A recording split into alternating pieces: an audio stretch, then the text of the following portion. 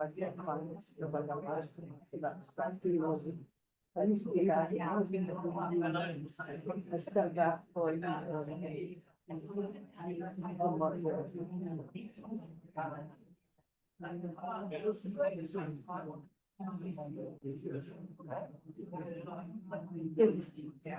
tight,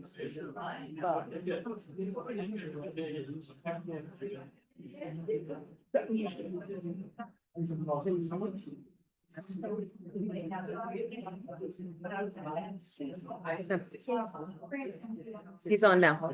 Yeah. I believe Meryl's totally out. Yeah. He is, yes. Yeah.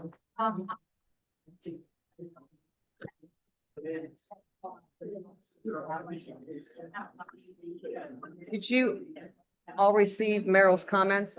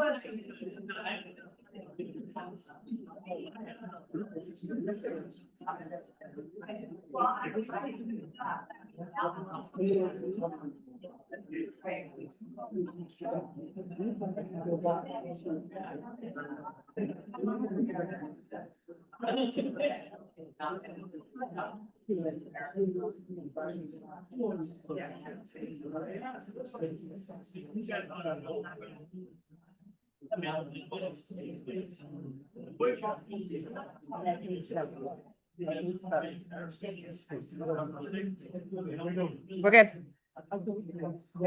Audra's on and Fred is on. Audra and Fred are on.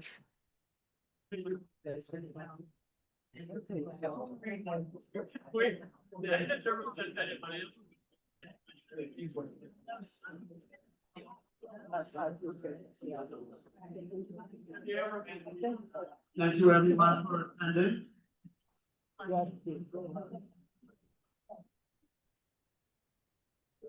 like to have the Lansdowne Woods Virginia Community Association Board of Members reconvene in open session now 1 o'clock.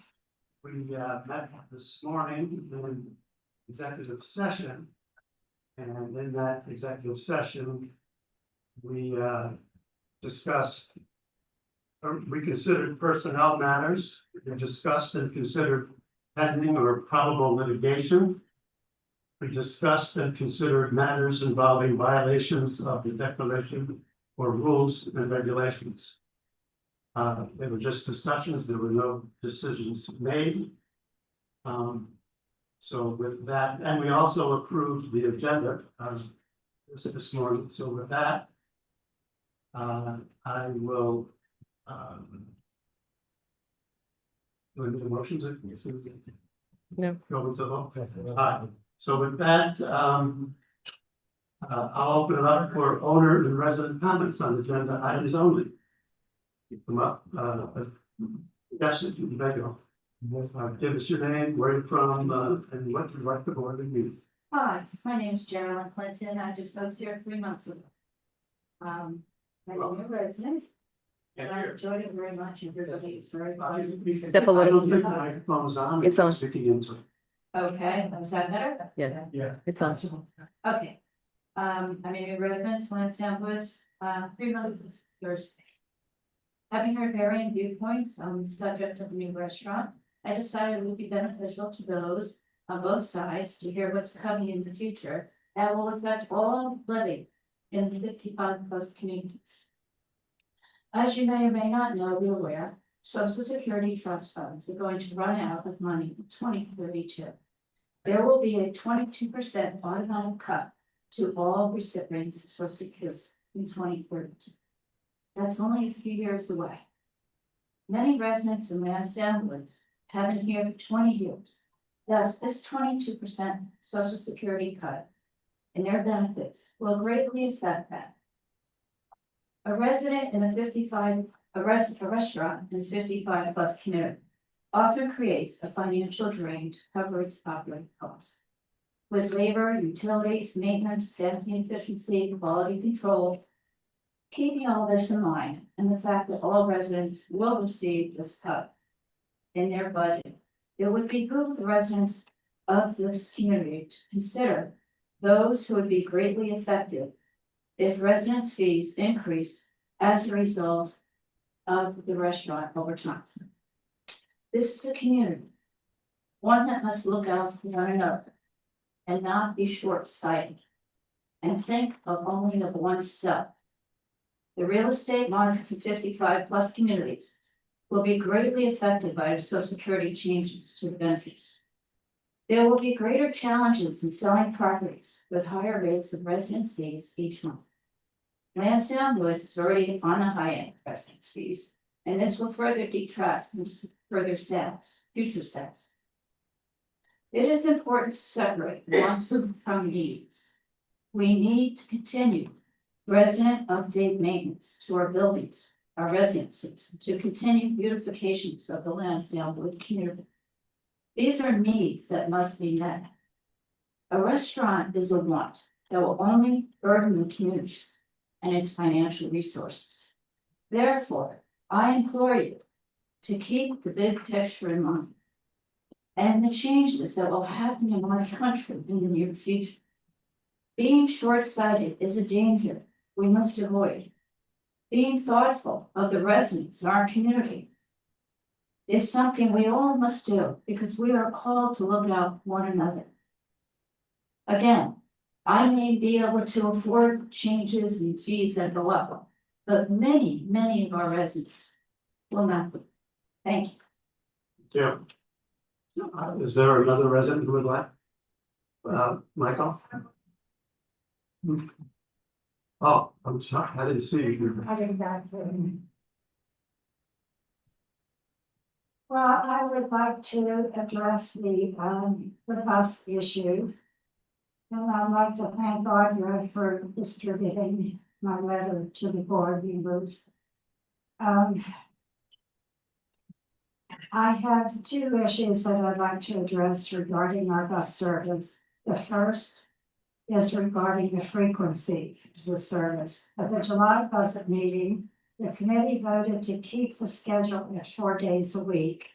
I sincerely hope that the board will support their recommendation, pardon me, as this service is vital to our residents for doctor's appointments, grocery, and personal shopping.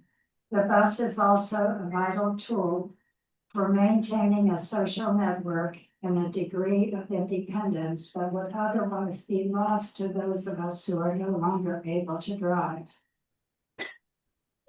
Now on to the financials. According to the budget committee, staying with Chariots for Hire at their present proposal would be more costly than going with a competitor. The cost difference as it stands now would be $9,000 a year. Perhaps some good faith negotiation will bring that down even to this at this point in the process. Secondly, if we were to accept the $9,000 difference, here's what it boils down to. Sorry, having some eye issues. $9,000 per year divided by 12 months, divided by approximately 1,100 units, comes out to not 68 cents a month per unit. 68 cents a month per unit is a small price to pay for the very positive proven record we have with Chariots for Hire. Please consider these elements in your assessment of value, 68 cents a month, 4 days a week. I close with an old adage. The horse you know might be the best one to ride. Thank you. Thank you. Michael, you. Well, Michael had his hand up a couple of times. I'm gonna call him, Michael. You may be next. You- Good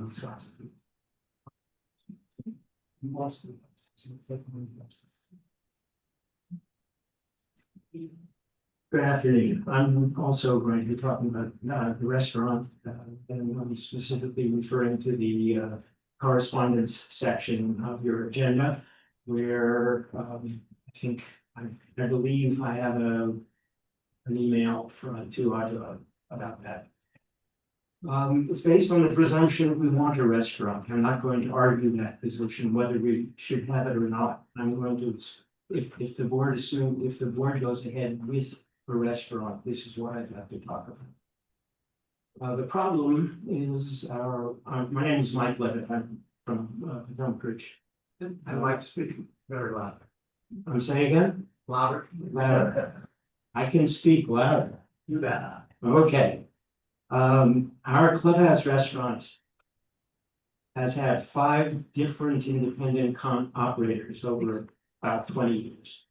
Everyone has failed in one way or another.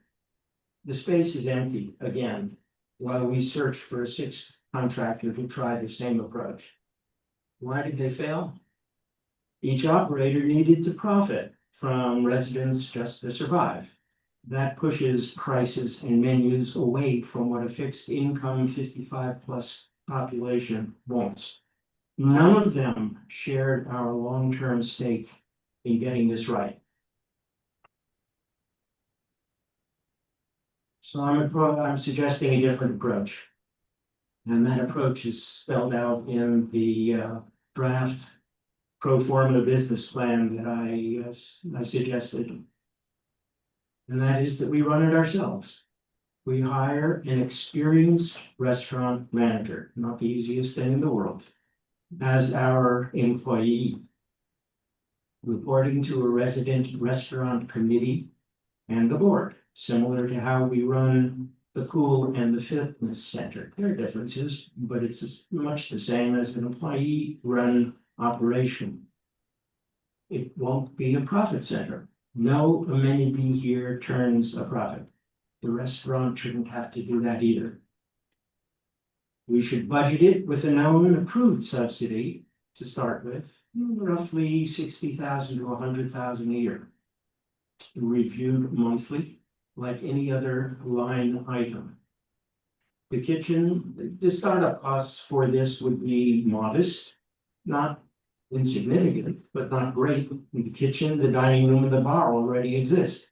Startup costs, equipment checks, point of sale system, licensing, initial inventory should run approximately $25,000 to $58,000. A modest one-time investment. There are built-in safeguards here, a resident committee, including the general manager and treasurer. Review the books every month. Legal counsel and our insurance broker review the structure before we hire anyone. Nothing moves without board authorization at each step. So here's my ask. I'm asking the board to authorize the next steps. A legal and insurance review of a business plan, or a revision of the business plan, or an entirely new business plan, and the formation of a functional restaurant committee, not a restaurant advisory committee, a restaurant committee to begin the work. The full written plan is available to every member. Thank you very much. Thank you, Michael. Now, yes, I see you now. Good afternoon. I am Priscilla Samet. I have been a resident here since 2003 and a bus rider for the last 4 years, nothing I ever expected to happen.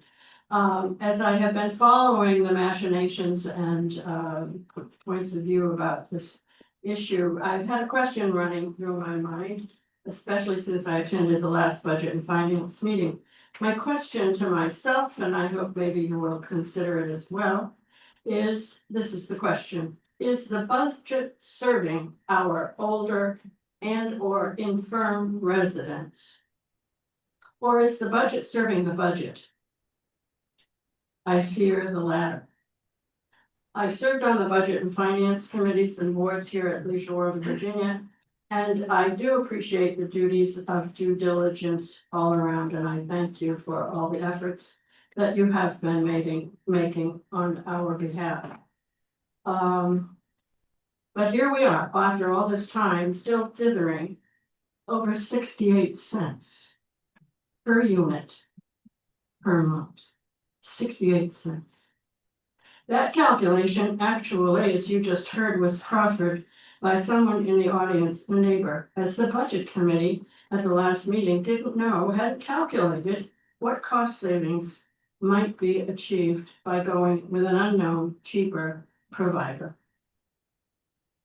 Is the budget serving our elders and our infirm, or is the budget serving the budget? The new property company, bus company that is proposed at the last meeting, to my knowledge, when I was there, perhaps I heard wrong, I know you'll correct me if I'm wrong, and I thank you for that. Talking about the due diligence of the new committee. I don't hear that they were looking at any court records, that maybe there was a bankruptcy with this company, maybe, by golly, there had been legal action going one way or another, and we've certainly had experience about that. I didn't hear that they had Googled for reviews from anyone else. And when someone asked what did the letters of recommendation say, it was mentioned from your side of the dial here that, well, you know, these just sometimes, they always say good things, so we didn't pay much attention to those. That in my mind isn't sufficient vetting to jump ship. And I'm thinking, I know that members of the board and or the Budget and Finance Committee rode our bus. They've heard us. There are no complaints coming from the office about the bus or the driver lately. That was stated from your side here. And I'm wondering why some people didn't go over there and take some rides on that bus and see, check that out, as they did here on our current bus. That concerns me greatly. So, Chariots, on the other hand, and I think you know this well, has been thoroughly vetted by the people here who really need that bus and all that it helps us with.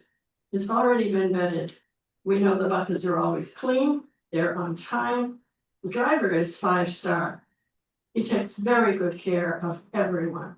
And the company, my goodness, Chariots even extended for 3 months, month to month, to give us that grace to figure it out. And now we are going to abandon them for 68 cents per unit per month. I don't know how you feel about that. But anyway, I'm hoping that you will seriously and carefully consider before you toss Chariots out of here or shorten the days. We're the best people around. There's a big thing in the library, in the circle that says we're, I'm just about done, that we're the best in Loudoun County. We need to stay the best, and I think we need to help our most vulnerable people the best way possible. Finally, that old saw, if it ain't broke, don't fix it. Not for 68 cents. Thank you. Gloria?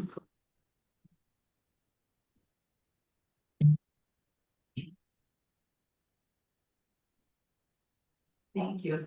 Can you hear me? Okay, first of all, I would like to give a heartfelt thanks to both Audra and Susie for the hard work they've done on current bids for both the timbering project and for the shuttle bus. I'm here to support the GM's proposal to award a 3-year contract for a 3-day per week shuttle bus service, be it one contractor or the other, but preferably vendor two. The cost savings will result in minimal, if any, inconvenience to the riders. A focus on alternative transportation could even improve the rider experience, offering greater flexibility as this mode does not run on a fixed schedule. I'd like to emphasize that senior transportation, I have found out, is practically a public good. Regarding medical transport, the American with Disabilities Act provides for allowance paratransit program for those who are ADA qualified, as many as at LWVA are. Per my FOIA request, I found out that on-time reliability is about 95%. Now, this figure, I don't have the context for it, but it's just something to think about. And the older Americans Act provides for CareNet service for those with incomes below 81,450 for a one-person household or $93,050 for a two-person household. And I would think those above this threshold could afford an Uber once in a while.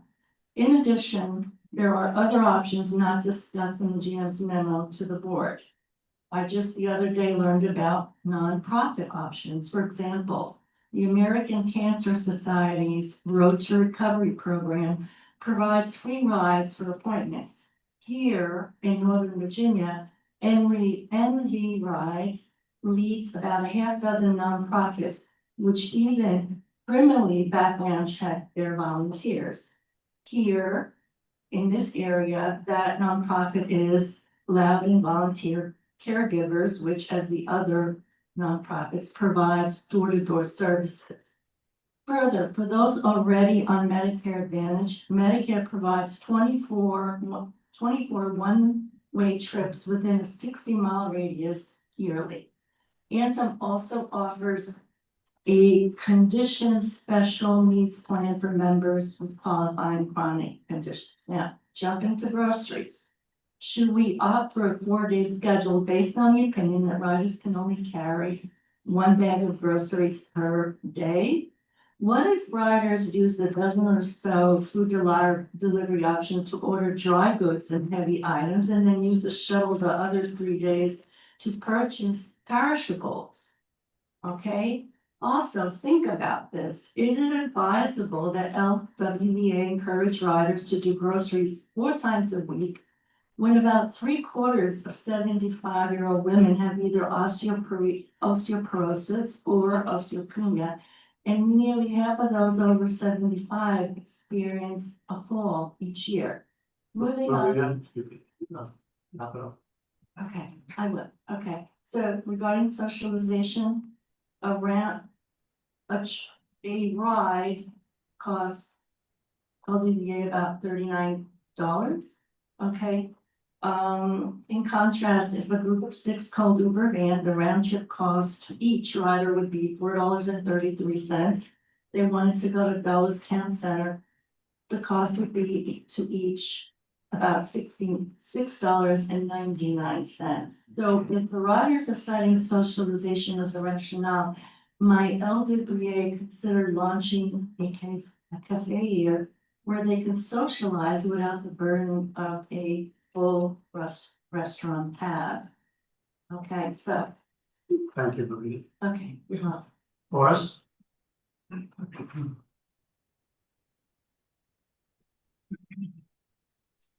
One, two, okay. For Shani Bridge, thank you for your service. I'm going to tackle this in a different angle, okay. All right, so Phyllis and I were encouraged to read Michael Sternberg read the article in the Connector. The restaurant isn't just a restaurant. Mr. Sternberg put into words something many residents have have been saying for quite some time. He asks an important question: are we defining success correctly? A restaurant at Lansdowne Woods isn't simply another business occupying space. As Mr. Sternberg described it, it can become the community living room. That really resonates with us.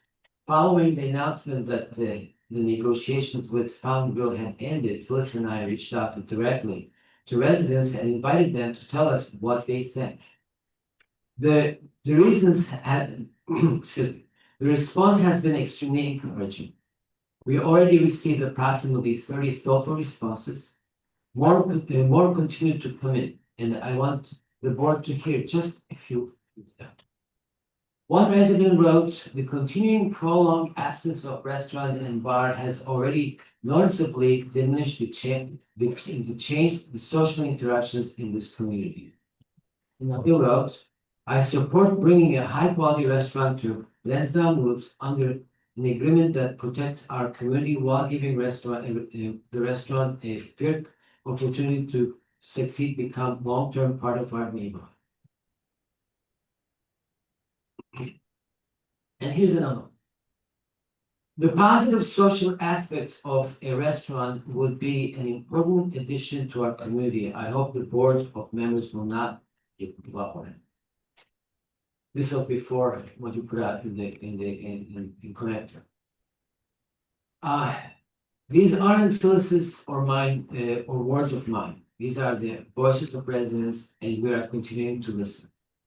We very much hope that negotiations with Fountainville can resume, especially in light of the recent positive news. We believe there's still an opportunity to make this work.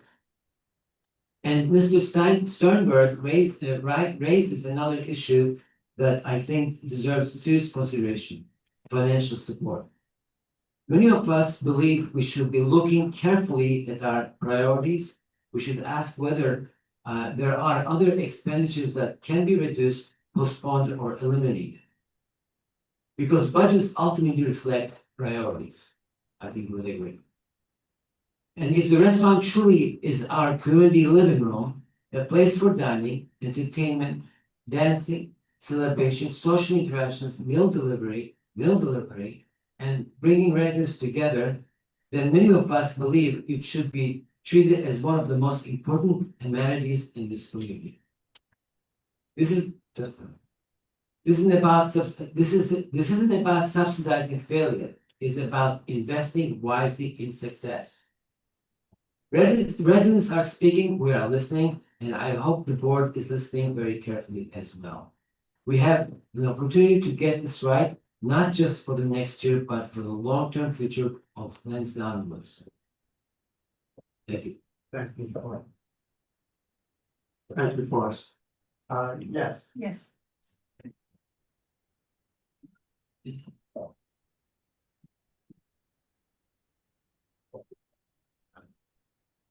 And again, we'd like to keep it within 3 minutes so we can get your point to the board and why.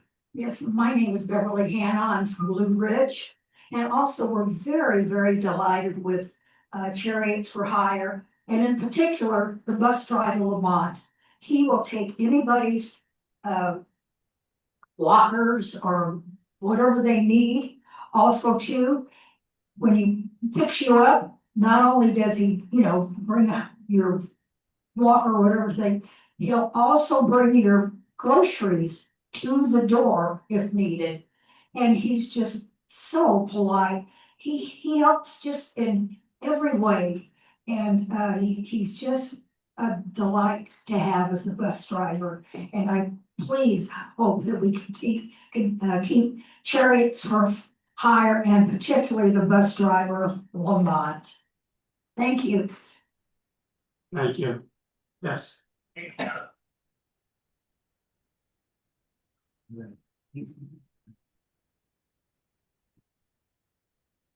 I'm Donna Machina from Riverview. In the connector, there was a comment that rising costs for insurance, utilities, repairs, and contracted services continue to affect our community, and we will carefully consider these factors during budget planning. My response is if prospective buyers and current owners can't afford subsidies and an increasingly higher association fees, it won't matter if there's a restaurant here or not. Thank you. Is there any other comments that would like to be stated within 3 minutes? Okay, thank you very much. With that,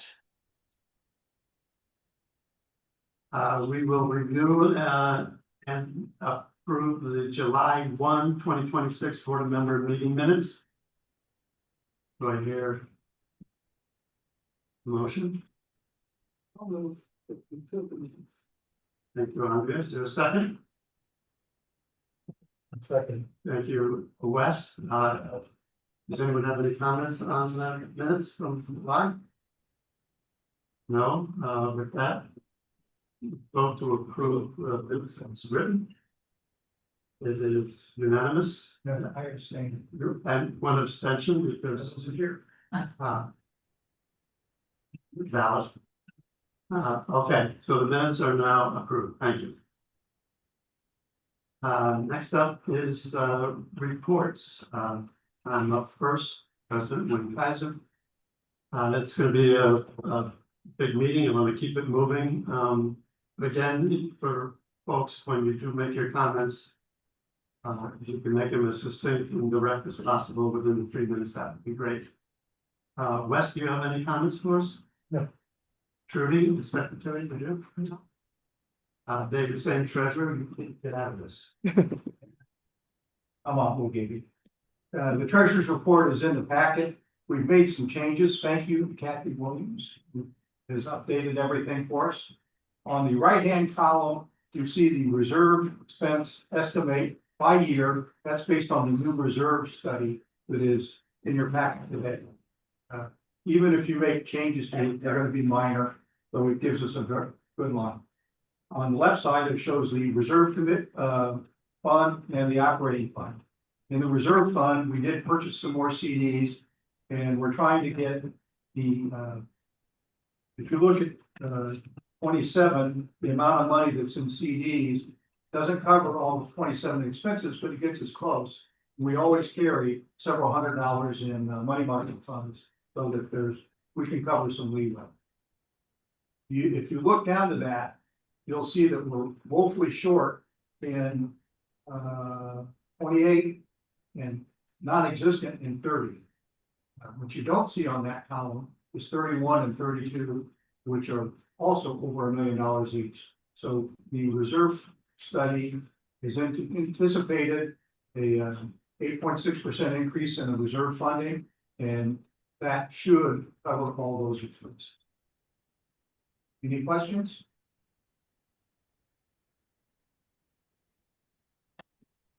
No questions. Thank you very much, David. Let's see, next up is the Lansdowne Conservancy, Marianne Muller Davis. Gives, there she is. Hi, Marianne. Good afternoon. There we go. Okay, only two major things to discuss. The estimated tri-annual assessment has been made by the Conservancy. Let me explain what this means. It is a tri-annual assessment. That means once every 3 years it goes up.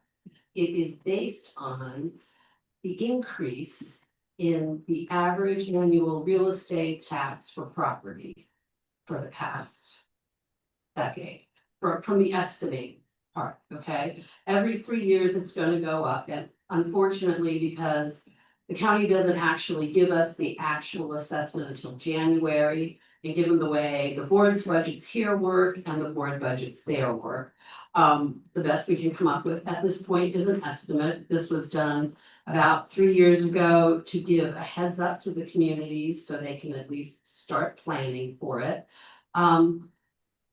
Although it's an estimate, we're talking 12 to 13% at the height. We don't think it'll go any higher.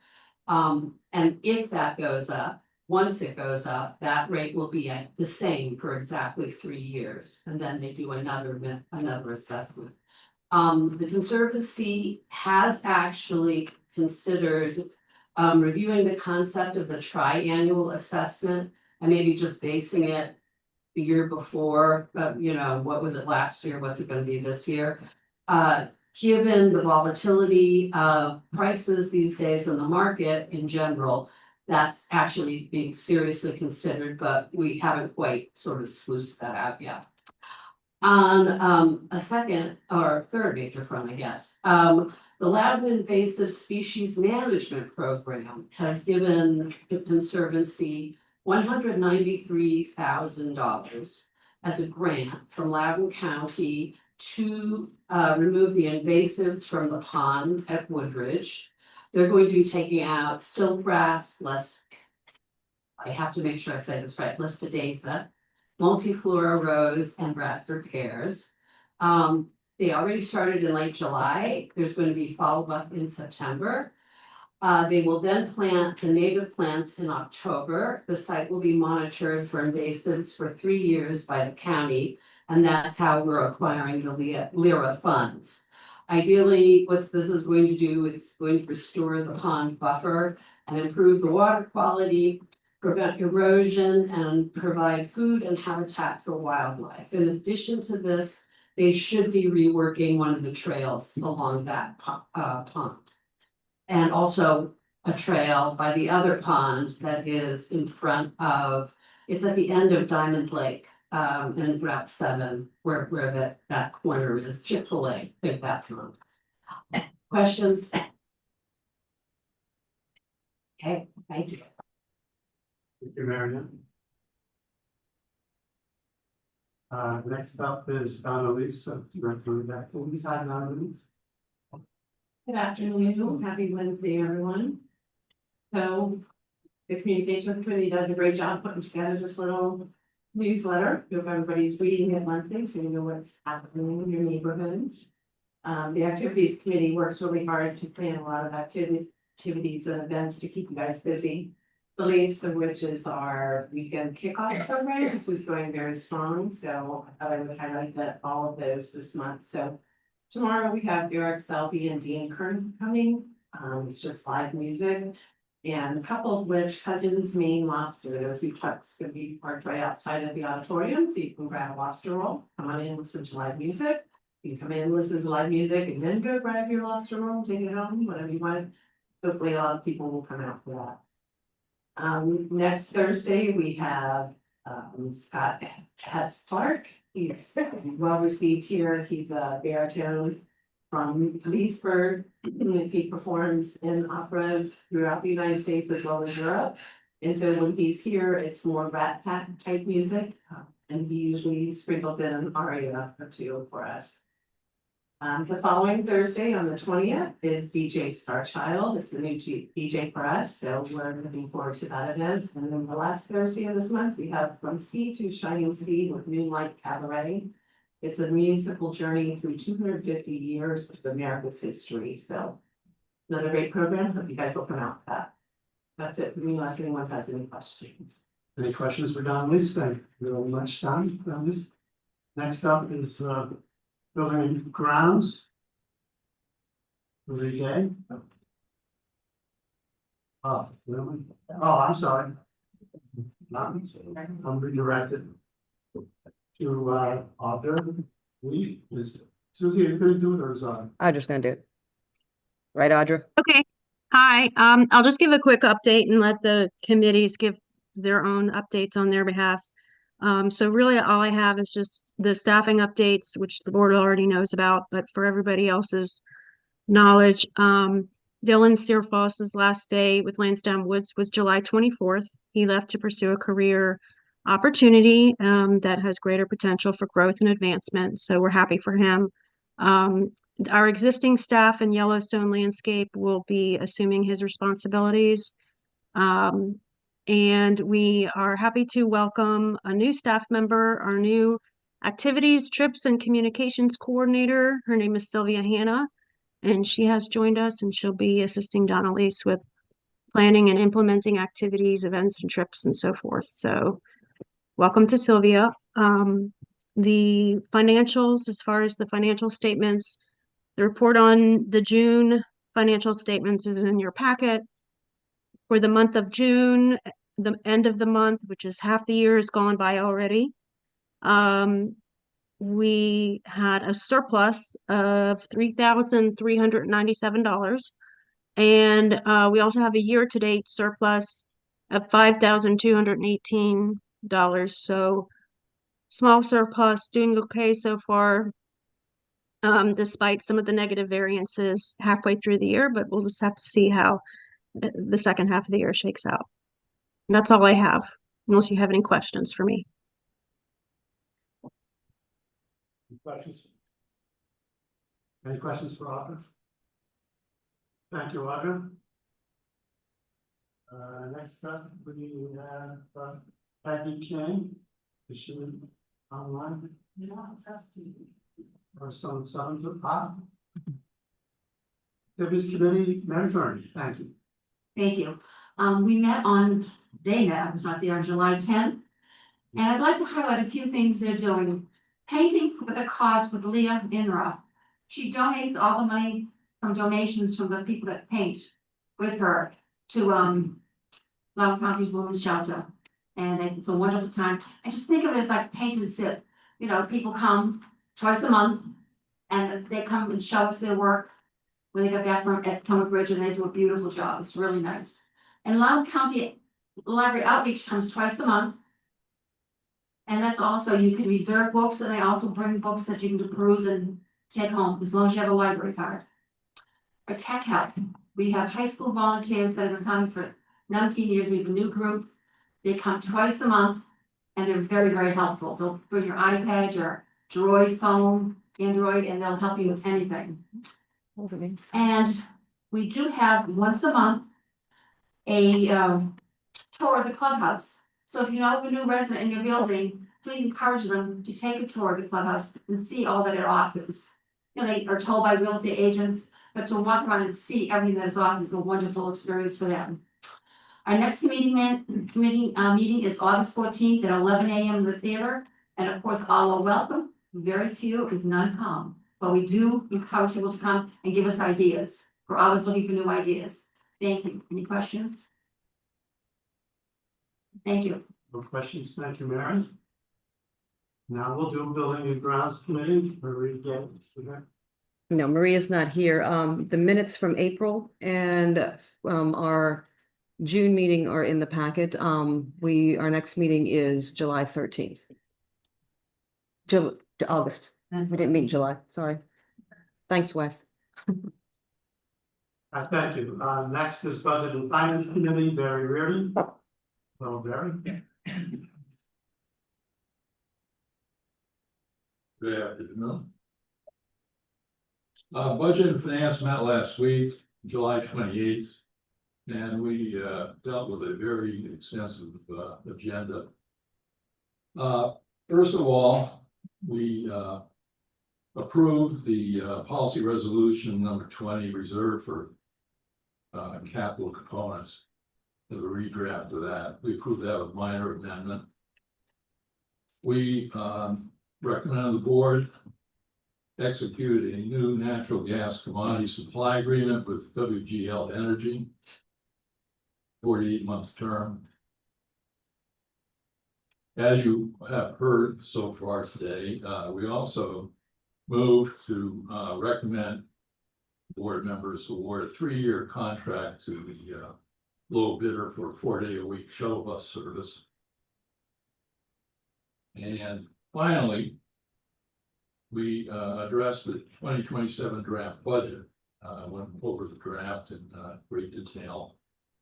As I understand right now, with some changes, the draft is now reflects an assessment of $225.25 per unit for a 4.3% increase.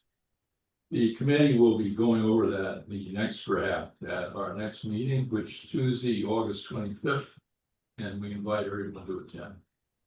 Questions? Any questions? Thank you very much, Barry. You're doing a good job. Appreciate it. Next up is the Communications Committee, Kathleen Hughes. Hi, Kathleen.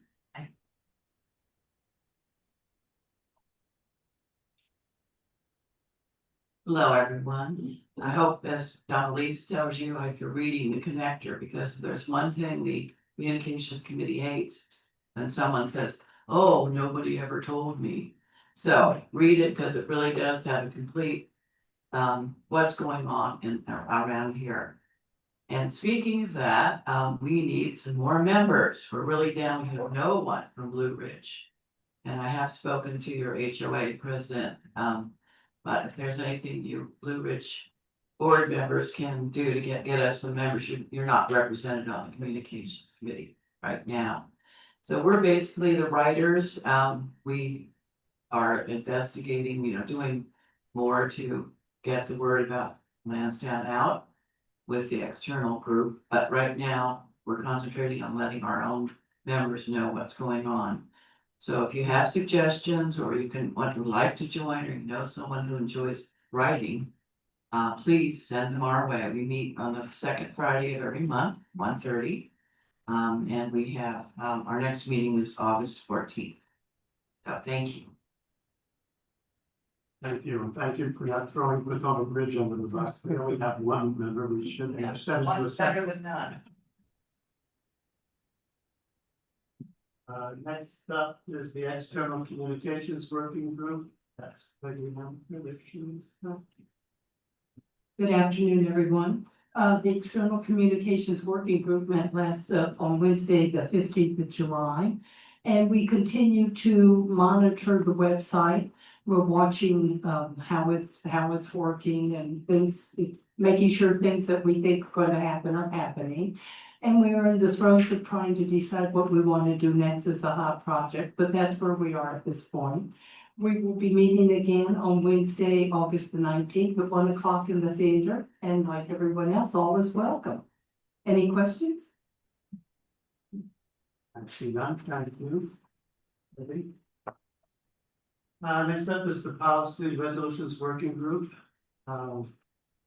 Mary currently returns.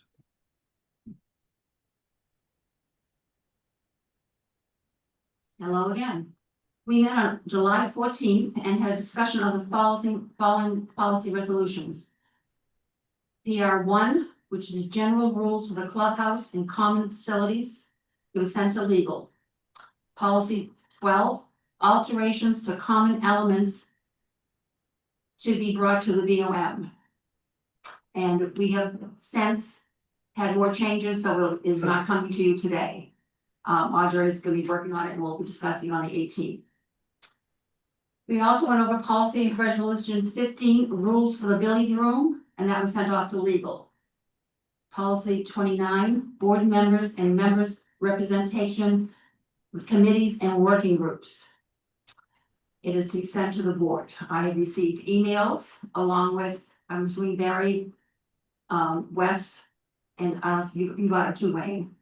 And you also called me on it with some questions. So you can discuss that when it comes up and see what happens.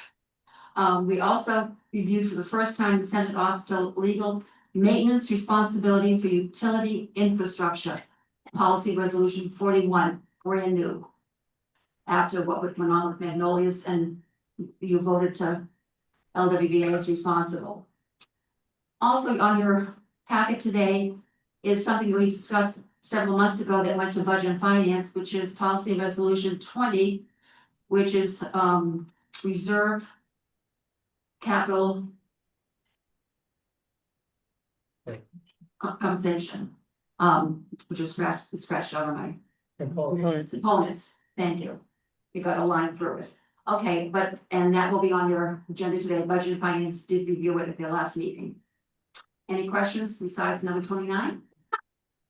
Oh, but that working group is overworked, to say that it's. Well, it keeps coming back and forth. Eventually it'll be done. So legal has a few things still in their hands. Yeah. Okay. Thank you. Any questions? Okay, you're welcome. Thank Barry, thank Wes, and thank Susie, thank Audrey, thank Audrey. Thank you. Next is the Reserve Study Committee. Is Josh Snodgrass here to give us an update? You want me to give an update on that? Sure, thank you, Roger. At the last meeting, the committee voted to recommend approval of the updated reserve study using a 3.5% assumed investment return and a 3% minimum replacement threshold based on the total replacement reserve value. And if that is adopted by the board, the study recommends an 8.6% increase in replacement reserve contributions for 2027, and that's on your agenda today. Any questions? Any questions for Audra? Your story, we'll save it until we get to it. So, yeah, let's do that. Okay, next up is correspondence to the board of members. I think that several of those communications were delivered in the beginning of this session. When folks were talking about comments on the agenda items.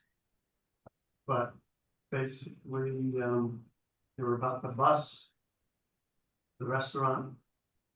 There was discussion on the budget, and Mike's discussion on the restaurant.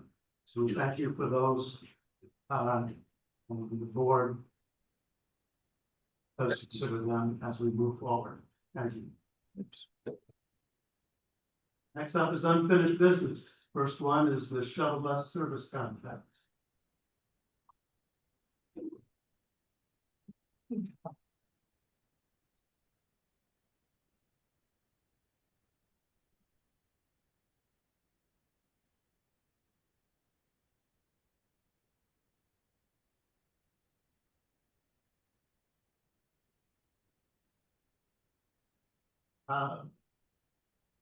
Audrey, you want to give us a quick update on that one? Okay, well, the Budget and Finance Committee talked about this during their meeting last week, and their recommendation to the board is that the board vote to award a 3-year contract to vendor number 2 for 4-day-per-week shuttle bus service, and that would bring the first year of service annual cost to $109,200. And so that was the Budget and Finance Committee recommendation. Management's recommendation is awarding a 3-year contract to vendor 2 as well. But the 3-day-per-week shuttle bus service, that would be the first year pricing would be $81,900 for the first year. And then it goes up, I think, 4% each year for the next 2 years after that. And that is based on all of the resident feedback that we got, operational impacts, the potential budget savings. It's just, you know, to make a meaningful impact. I think going with vendor number 2 is at least my recommendation. I have had a couple of heard people mention that perhaps we could go to Chariots for Hire, the current contractor, to see if they would be willing to lower their price. They have already lowered their price by $10,000. I already gave them the opportunity to give us their best and final. So the pricing that you see in the packet for Chariots for Hire is already what they were willing to go down to, but vendor number 2 is still beating them out cost-wise. As far as recommendations go, I know that Susie, maybe she can comment, but she did follow up on their references.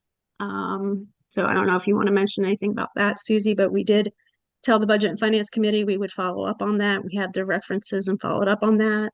Mm-hmm. They also said they would be willing to ask the current bus drivers if they would be, you know, willing to come work for them. They'd be willing to hire them. Don't know if the bus drivers have any sort of non-compete agreement with their employer, but at least vendor number 2 is open to the possibility of doing that if they wish to. So that's basically where we're at.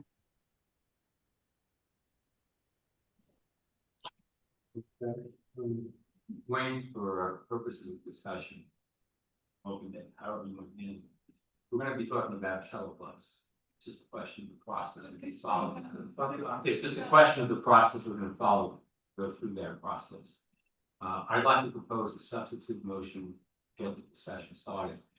My substitute motion would essentially be consistent with what the Budget and Finance Committee recommended.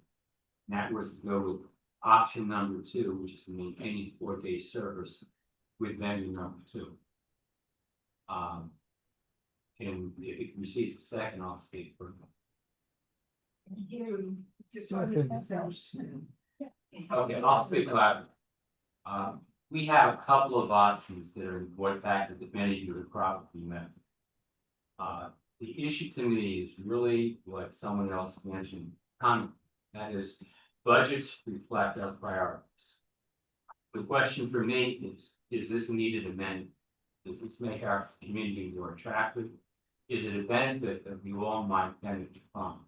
And the answer to me is yes. Obviously, I'm going to be voting in favor of some contract with some vendor for shuttle bus service. So the issue is which vendor and the number of days. It seems to be the basic issues. I think there are significant cost differences between some of these options, and I want to acknowledge that. I'm proposing the 4 days for 2 reasons.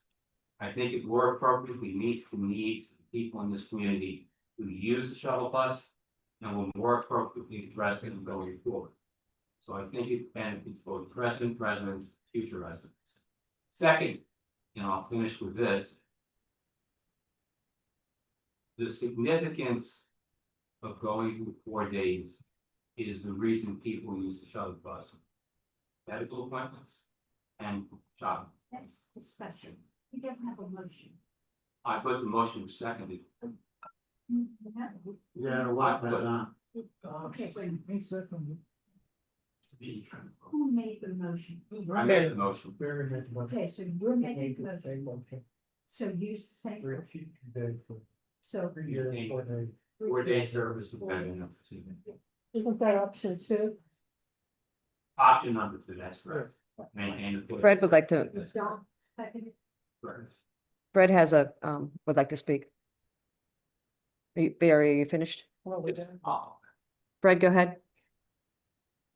So. Yes, I feel like we have, had a lot of people talk about budget issues and what's coming. I think we need to think a lot about our budget and our reserve budget. As you know, during the reserve study, I proposed a different change, and I think we need to do things differently. I very much am in favor of having a bus. I think it's important to our community, but I feel like we really need to consider these companies. And I, for one, would like to stand behind management's recommendation of 3 days a week for vendor 2 for that reason. Thank you. You have any comments? Yes. Yes, David.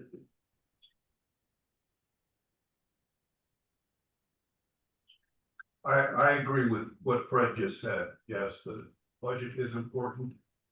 And we need to look at this. This is a substantial savings of almost $50,000 if we go to the 3 day with the lowest bidder, which at this point, I feel might be very worthy. Thank you. Any other discussion? I will discuss. I think as a board, what we're trying to do is do what's best for the community.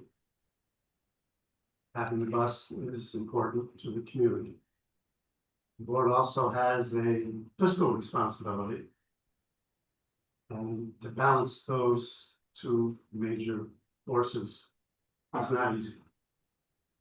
What's before us now is 4 options. Keep Chariots at 4 days, keep Chariots at 3 days. A low bidder for 4 days, and a low bidder for 3 days. Right now, with Chariots for the year 2026, it's costing us approximately $130,000 a year. chariots came in, and that's 4 days a week. The chariots came in and they, we're going to be reducing that 131,000 by $12,000 down to 119, and that's it. Our low bidder came in at $95,000 for 4 days, which is $36,000 less than what we're paying this year. And if we went with the low bidder for 3 days, that would cost us $82,000 a year. That's $49,000 savings, which is, I think I can do the calculation.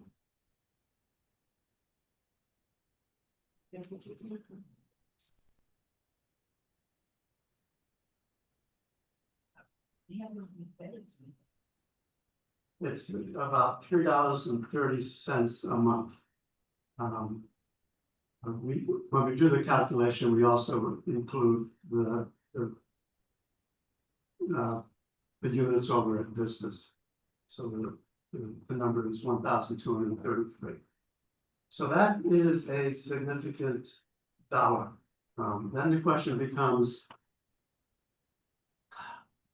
what do we lose as a service to the community? And I've heard discussions, lots of discussions about the service that Chariots provides. The driver is above and beyond. That's great. We've had problems with drivers before, but the riders make their comments known that there's things in that, and it comes to management, and management smooths it out. So if we were to go to a new bus service and there were concerns with the new driver, I'm sure that the riders will let management know, and management will take actions to smooth that out. There's the bus, Chariots for hire. There's things that could be improved on that bus. So I understand there's problems with the lift. And maybe we could have a better bus on the seats and the seat belts. I don't know. But what I also heard that is if we go from 4 days to 3 days,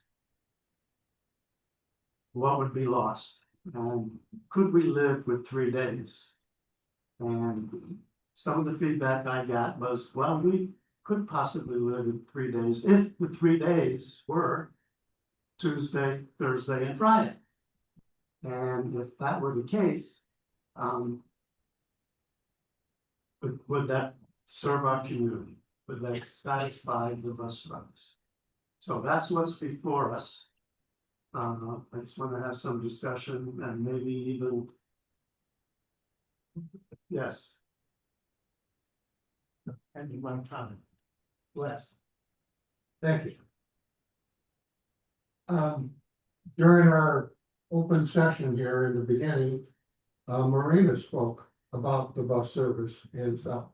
And there's a point in there that I agree with her on, that if we go to 3 days a week, we're from 4 to 3, they said, well, we can't carry all of our groceries and stuff. And you know, I live over by the gate, and I see these trucks coming in every single day, multiple times a day. Amazon and grocery truck stuff, bringing in some for staples for people. And if people were only going out and getting the perishables or other things that they needed to carry, it would lighten their load, and they can mail order a lot of stuff.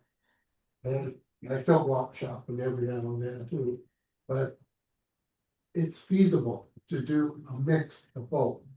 So as she brought up during her opening session, it is workable. And as Wayne just pointed out, with the budget increases, we just heard that our replacement reserve is gonna go up a little bit.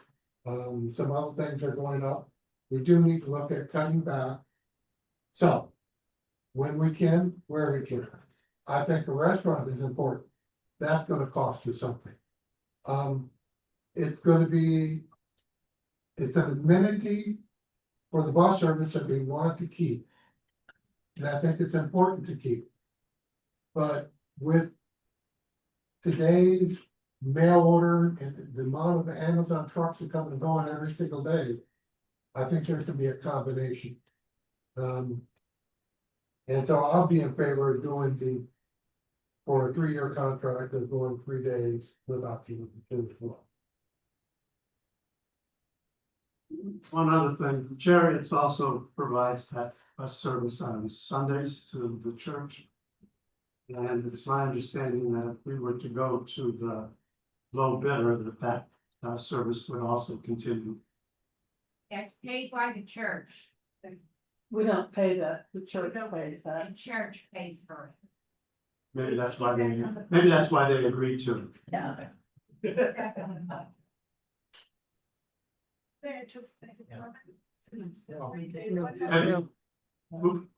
And can you make that comment at the end? I just wanted to ask a question, yes. No. No. Robert's rules say, no, I'm sorry, but we'll catch you, Alright, so. Where are we? We have a We're voting on- You vote on my motion. Floor.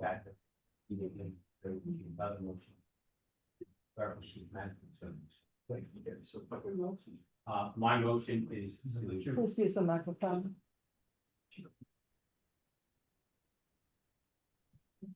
My motion is to, I'm moving to adopt option number 2, to maintain 4-day service with vendor number 2 Three. for 3 years. Right.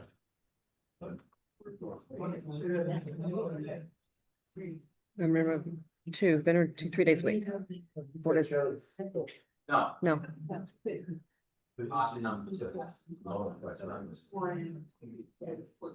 days.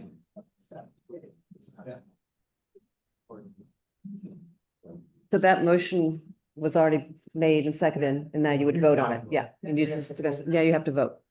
For 4 days. For, yeah, the option number 2, maintain 4-day service. You just clarify before we vote. Okay, so, Yeah, so we can decide or We should vote on this. Yes. so vote on, there's motion for option 2. Which is vendor 2, 4-day service, all in favor? Yeah, we're not making this.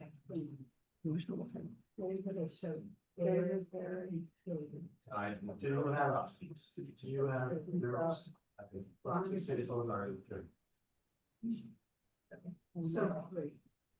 Meryl, so 4. And Fred? Fred, how do you vote? I am not voting for that. So Fred's, no. Fred's a no on that. No, Okay, so we have 4 yeses on. correct. You have Don, Barry, David, Sane, and Meryl. Let's see, yeah, that's. No, I'll pray that one. You're right, Boston. No. Okay. All opposed?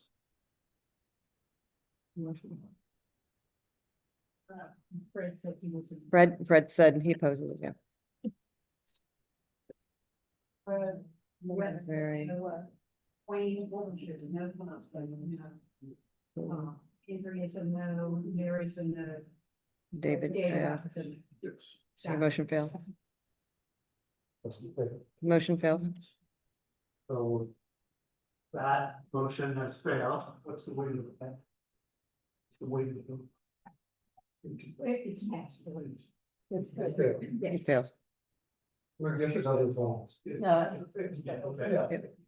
The motion failed, excuse me, it did not, yes, excuse me. I'd like to make a motion. Wait, Fred has a question. Fred, you have a question? You're muted. I would like to make another motion when they're ready. Okay, so I'm gonna make that motion, friend. you want to flip a coin? Who wants to- Okay, I'd like to make a motion for that. We have 3-year contract for 3 days a week with vendor number 2. Do I have a second? I'll second. Is there any discussion on the new motion? Go ahead, vote. Alright, let me get this clear, if we go with a new. We gotta vet that person, we gotta make sure the bus is good, You gotta be. the driver's good. I know they should have. I'm gonna have Audrey respond to. On the shuttle bus schedule. On the bottom of the shuttle bus schedule. Is. The Lansdowne Woods rules and etiquette. And one of the elements of that. States. That if you, the rider, need assistance boarding or disembarking. You must bring a helper. I've heard that Lamont is above and beyond, who does things that. Make our bus riders very happy, very comfortable, is very accommodating, is very polite, is everything you would want a bus driver to be. I'm just wondering if he's stepping beyond where he should go as far as his company's insurance is concerned. And I just hope that we could get a bus driver as equal as Lamont. Or maybe even move them over from one company to another. But I just want to put that out there, and if Audra could comment on management's vetting process for the new. Yeah, I can speak to, in common, and speaking with the individual representative from vendor number 2. Huh? Okay, vendor number 2, they will align with our policies and procedures. They will accommodate a Tuesday, Thursday, Friday schedule that works with us. So in speaking with her and that, reaching out to their references, it's been a kind of a touch and go back and forth, not actually getting in contact, leaving messages with their actual references provided to us. However, in email conversations with the individuals who are providing us with the RFP, the proposals, that's what I've had conversations with regard to they will be able to align with our rules and regulations. They'll be able to accommodate a Tuesday, Thursday, Friday schedule. Now, when we addressed this last month, the Chariot's contract expires when? The End of the year. It just expired. So we're currently month to month with them. It was expired, I believe, the end of June or July, I believe. Yeah. So if we were to pass this, do we still have the option of going month to month? Audra, can you speak to that? Or two? Let's see if she's- So we would have to give at least 1 month notice to Chariots. And then we would transition over to the new provider. So that means we would start the new provider when? So provided this would pass, September, October 1? we're in August, yeah, we have the October 1, around, in and around at that time, you have a transition period, so yes. To look at this part of the meeting. Is that right? Yes, Audra, that correct, October 1? I mean, it might not be exactly on October 1, it could be September 15th, because it doesn't have to be on the 1st of the month. Just has to be But, 30 days. Yeah, 30 it just days has to be at least 30 days. Okay. Okay. Mary? The one thing I'd say about this is, we're cutting 1 day off the bus riders' time anyway. And they are so happy with Chariots for Hire, and we spent years dealing with complaints about other bus providers and the drivers. And I'm not privy to all of this anymore, but I don't remember the last time I've heard a complaint about Chariots for Hire. There's a little bit that they worked out at the beginning, but they're really happy with them. I'd like to see a compromise. If we're going to go to 3 days, let's stay with the service that we know that has really performed well for us. Is that worth $1,000 a month?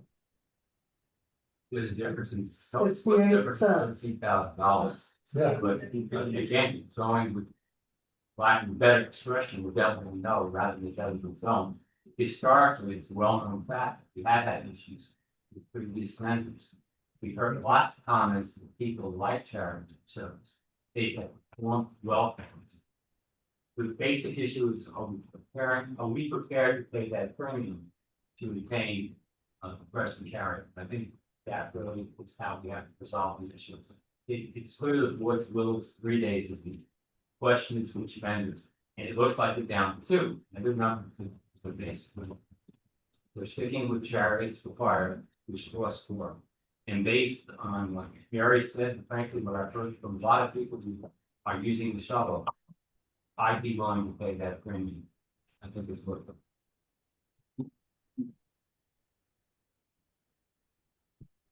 I think we need to call for the vote. You have a motion on, yeah.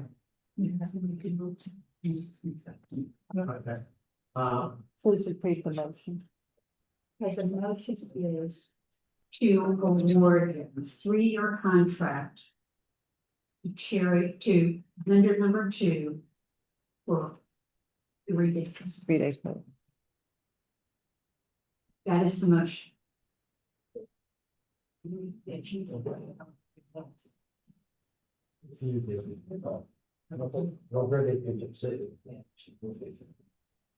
So all in favor of, That's changing. vendor 2, 3 days? Okay, I'm sure this one. Okay. Table not. Change.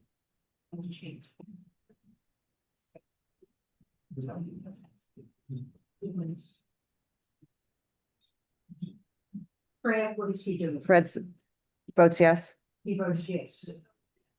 So Wayne, what was yours? Yes. What was yours? Wayne, No, he's a no. Okay, Don, No. Andrea is a yes.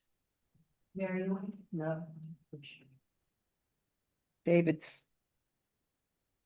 Sane was a no, or yes? Meryl is No. Meryl is a no. David's time. No. David up, Yes. David up is yes. Yeah, so Fred, Trudy, Wes, Andrea, and David up are yeses on this. Are you doing the numbers? I can do it right now.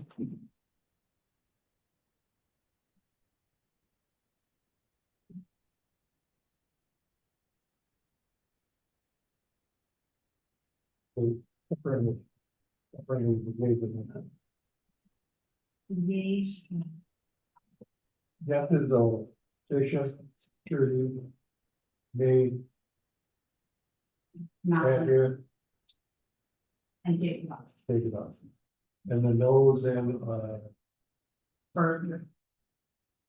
Kaiser, Lasky, Norton, Aaron, Saint. Okay, Yes. and yes. Yes, so that thing. motion failed, yeah.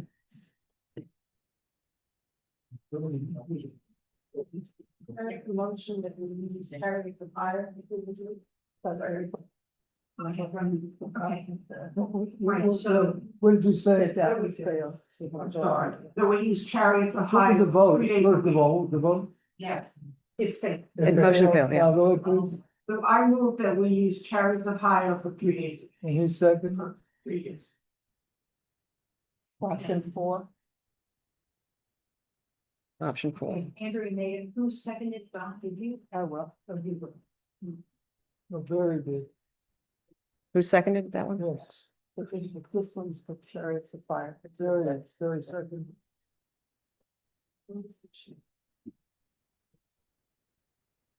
Well, I heard it. Okay, motion on the table. Discussion. quick discussion, have begun with the new, the low bidder, 3 days. It would have cost us. No, by going to charities for 3 days instead of the low bidder, 3 days. It's going to increase our monthly assessment by 87 cents. That's why I switched my vote. It's not worth changing with something that's already working fine. And if everyone's comfortable with the 3 days being Tuesday, Thursday, and Friday, we have a deal with it. Thank you. I know.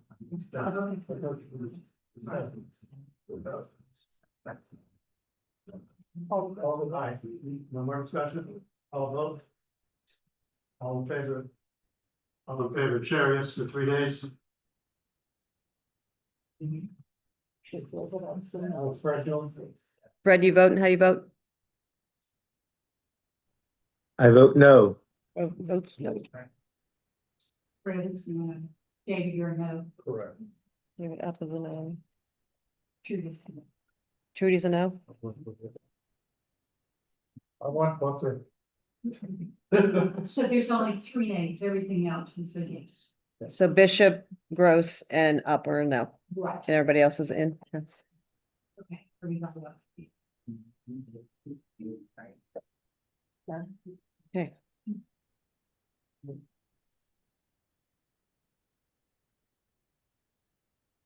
So, motion passes. Motion passes. So we stand in chair, yes, for 3 days a week. Thank you all for participating and having your concerns here. Hopefully we did good. Moving forward, this item B is the analysis of snow and ice removal outsourcing. Fabio, please. I know this is your favorite topic. Okay, so basically, you have my report. It's a couple of pages long. I'm not gonna repeat everything that's in it, but basically what our current contractor charges for snow removal, for snow blowing and shoveling is snow blowing is billed at $60 per person per hour, and shoveling and applying ice melt is billed at $48.50 per person per hour. It's not so easy to compare the cost with our engineers, because our engineers' salaries range so vastly. There's a huge difference between the lowest paid and the highest paid engineers. So couldn't compare it that way. The only way that I could do it was basically to average out the total wages. And that works out to an average of $40.15 at straight time per person per hour, or $60.22 per person per hour at overtime. So, but it's not just a simple comparison as to how much per hour it's going to cost, because it's very much an operational issue as well. So it's my assumption that the condominium associations are still, even if we outsource the snow removal, going to have their engineers, at least one of them, come in during days that there's snow events or ice events, so that they can be at the building for emergencies within the building, as well as to clear the vents off of the roof, which I understand they have to do on an ongoing basis when it's snowing outside. So essentially, the owners are going to be paying to have their own staff on site, in addition to paying an outside contractor. Also, there is a 4-hour minimum for any type of service outside, well, at least with our current contractor, there's a 4-hour minimum service for snow removal. So even if we have them for 2 hours, we're going to be paying for 4 hours. Even if we have them for 20 minutes to spread salt on the sidewalks. We're going to be paying for 4 hours minimum. And the other issue is currently when we have snow events, we have 12. Used to be 13 when we had Dylan, but now that we don't have Dylan anymore, it's 12. So 12 people working simultaneously at the same time to clear areas in front of each of their respective buildings. And that's just not going to realistically happen with an outside contractor, that they're going to deploy 12 people to be working simultaneously at the same time. First of all, there's going to be a response time issue, I think, because we're not going to be their only client. And secondly, they're, instead of clearing simultaneously, they're going to be clearing sequentially. So they're going to start at one end of the community and end up on the other end of the community when they're done. And then if it continues to snow, then they're going to have to go back to the front of the community and start over. So based on all of that and the complexities of trying to compare things, because I can't say whether we're going to be paying overtime to the employees or not, because that all depends on when it snows, if it's during the day, if it's in the evening, if it's how many hours that particular employee already worked during that particular week is what dictates whether they get paid overtime or not. And the operational challenges, to me, it just does not sound feasible to outsource it. So my recommendation is that we continue to try to come to a mutual agreement with a snow removal coordination and cost sharing agreement. And the other thing too is that as of right now, each of the condominium associations absorb the labor costs for their individual condominium employees that work in the common areas when we have snow events. If Lansdowne Woods employs a third-party contractor, then obviously Lansdowne Woods will be incurring all of those costs. Plus, the condominiums will still be likely incurring the cost of having their engineers on site because they're going to need them there for clearing the vents and other emergencies that might come up during bad weather. So for those reasons, that's where I came to that conclusion. I mean, there's a lot of other things that come into play that is hard to quantify. But that's where I'm at, open to hearing feedback and suggestions, but it's not really a straightforward matter of just comparing one to the other. But you had me at alone. Fred had his hand up too. I don't. I think Audra's right on the mark here. I mean, this is a budget buster. If we're going to be bringing in our engineers and we're going to be bringing in other contractors, I mean, we're having trouble with snow removal now. So I think she's right on the mark as far as her suggestion. Discussion, we have motion on the table, I suggest we go with the one that Yes. management. I would move, to continue utilizing the existing. The floor. Yeah. Were you gonna make that motion? Okay, well, motion is to continue utilizing the existing engineer staffing model for sidewalk, building entrance, pedestrian pathway, common area, snow and ice removal, and not pursue outsourcing of those services at this time. So you're making the motion there. Yes. I'll second. Yes, discussion. Don. What does it mean? Chief operating where you go. Okay, so the thing they went through the last several iterations is gone, It means we're not going to hire someone to, so our people will be responsible for it like they were before. Okay, thank you. I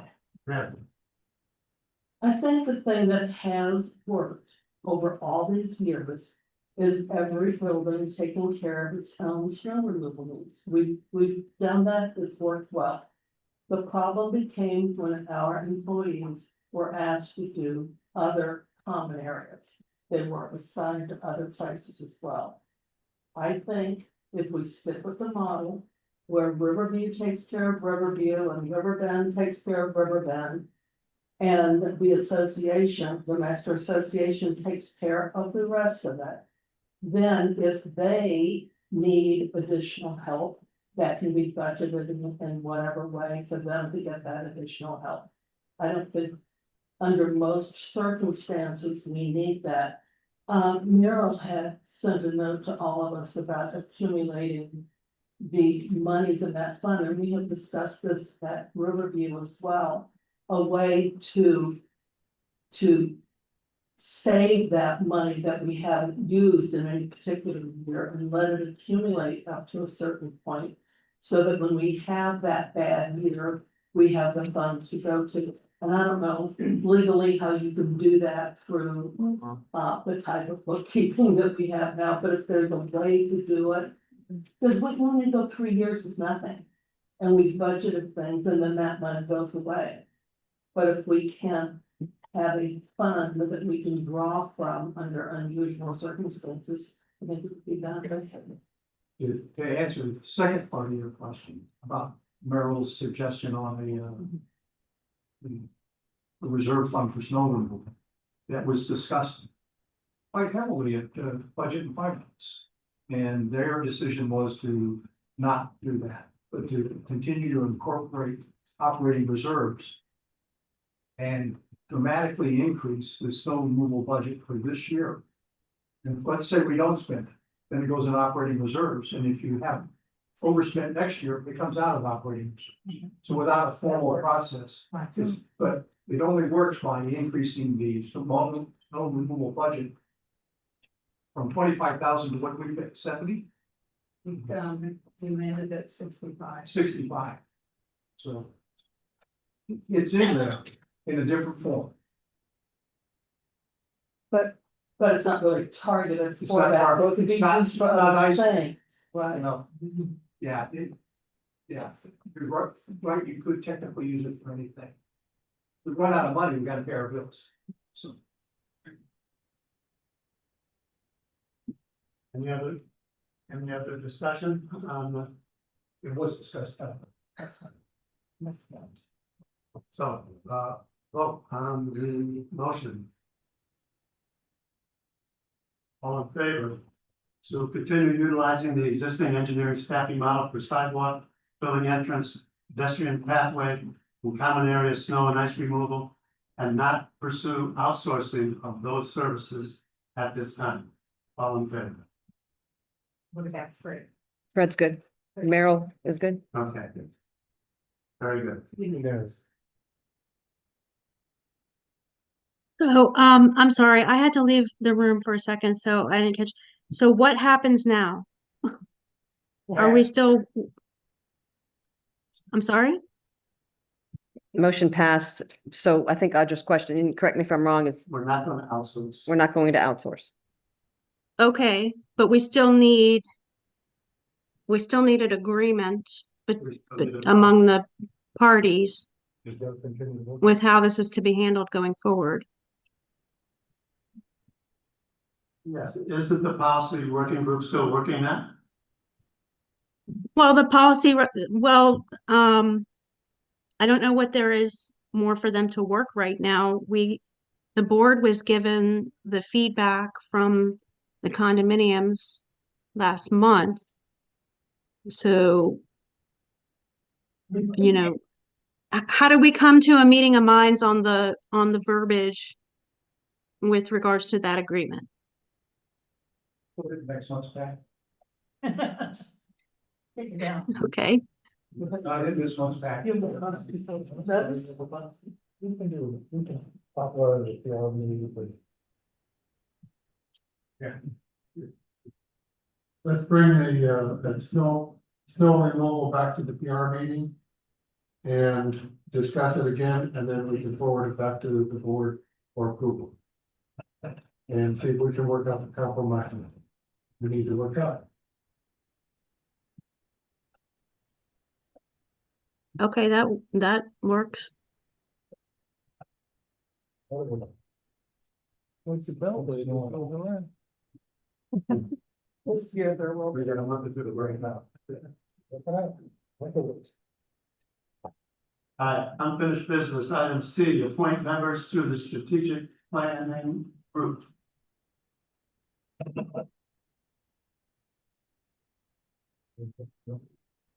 I can report it on, at our July 1, 2026 meeting, the board of members approved the creation of an ad hoc strategic planning group in accordance with policy resolution number 23, strategic planning group amendment resolution. Following the board's action, each member association and business at Lansing was asked to submit the name of one individual they would like appointed to serve on the LWVA Strategic Planning Group. The following individuals have been nominated for appointment: Riverbend, Marie Gay; Blue Ridge, Laura Davis; Magnolias, Stephen Petronic; Potomac Ridge, not yet determined. We go two now. Stop laughing, Catherine. Riverview, Virginia Stephanakis. Is that right? That's correct. Overlook, Beck Dickerson. Vistas at Lansdowne, Bob Higgins. Do I hear a motion? I'll make the motion. To move to appoint the individuals identified as members of the strategic planning group in accordance with policy resolution number 23. Isn't Beck Dickerson moved out? Thank you, Wes, for second. Any discussion? Yes. So my discussion is not really on the members, I mean, the appointments, I'm fine with that. But I've worked for a firm and we did strategic planning every single year. And we had facilitators, and some facilitators were great because they had things like we had to hold people accountable and have guidelines. And some, it was just a waste of time and we would be somewhere for 8 hours for nothing. So I'm just questioning if we have a facilitator or a board member, if we want someone else to kind of help them be on target, maybe not give ideas, but see how it goes. That's just. It's such a terrible. Is that why? No, she's Maybe she's brand new on the. She also doesn't know. that board members' representation in committees could have that discussion first. As it stands now, it's the policy is in place for how we appoint. We're following the policy for the strategic planning group, and once we get the players together, they'll figure out the best way to function.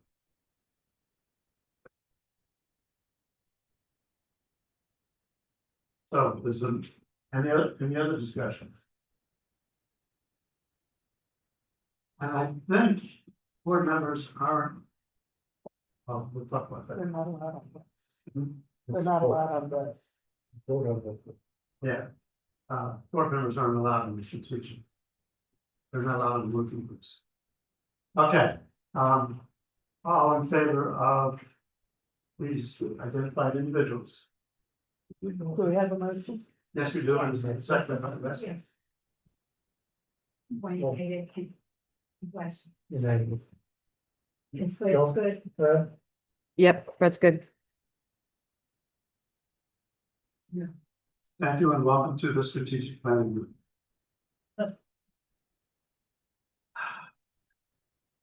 Last of the unfinished business, item D, discussion on next steps for the restaurant. Oh, good, cool.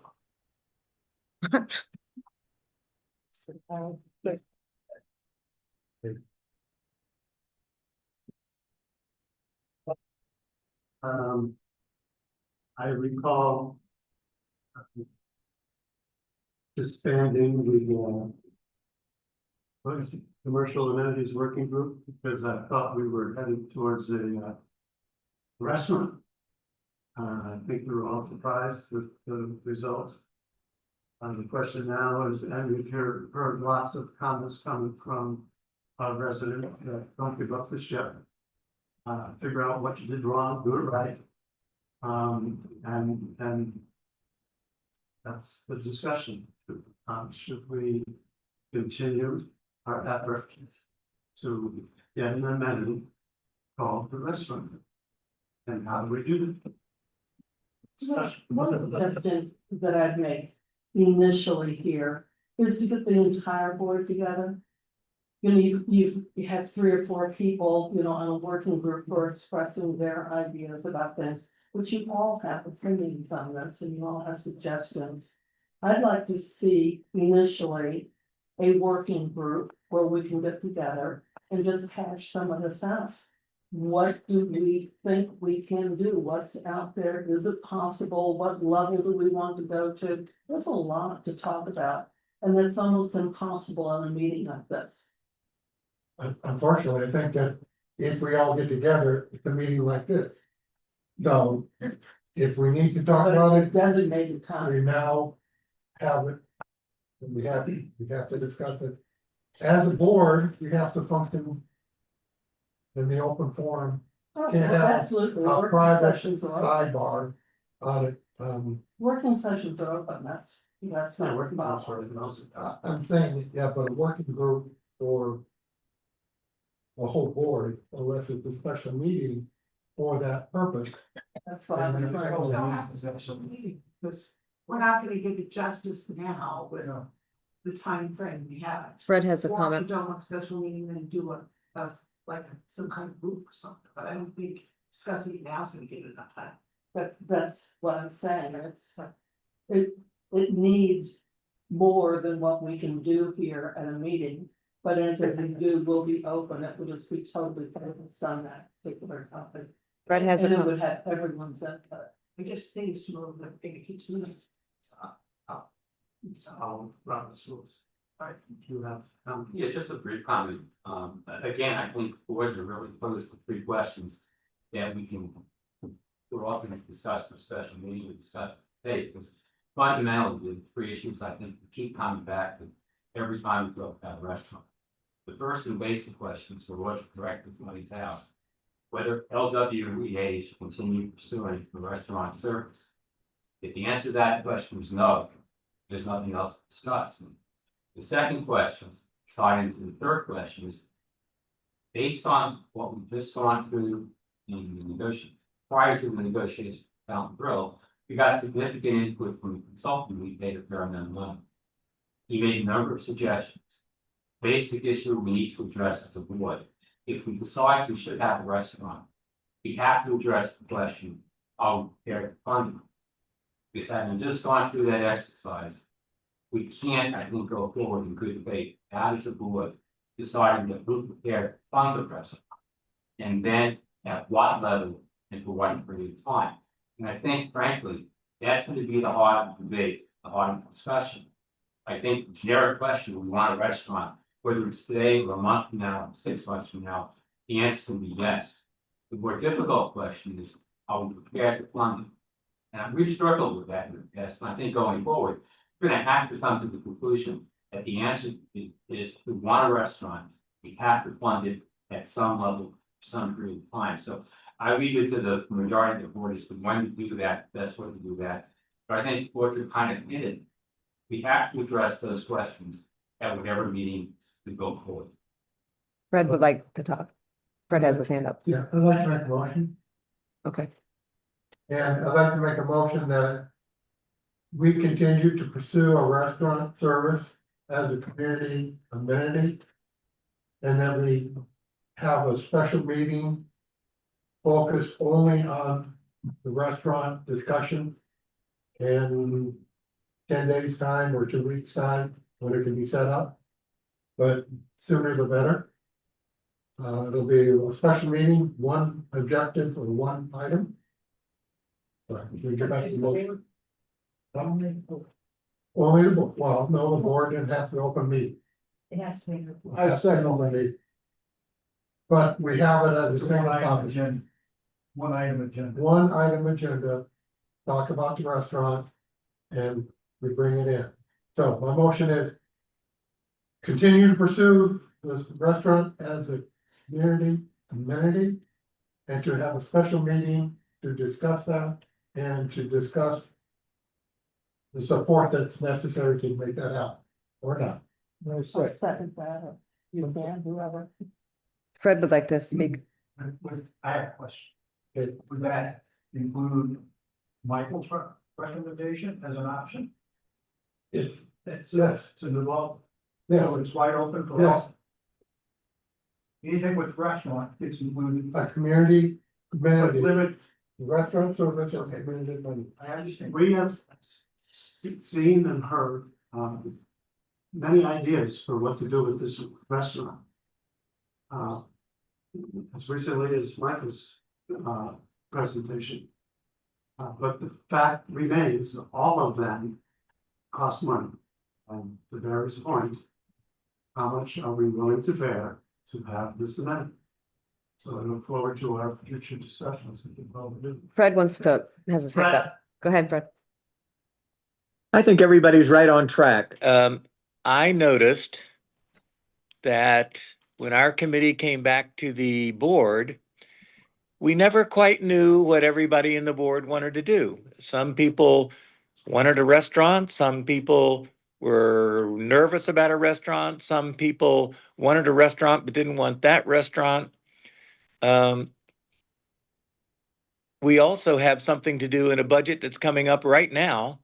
And I think this meeting needs to go in the next couple of weeks. And I agree, talk about Michael's stuff, talk about the different forms of restaurants, and perhaps approve a subsidy, say the $7 we've been talking about, to go in next year's budget, because if we don't have that, we can't get started. Thank you.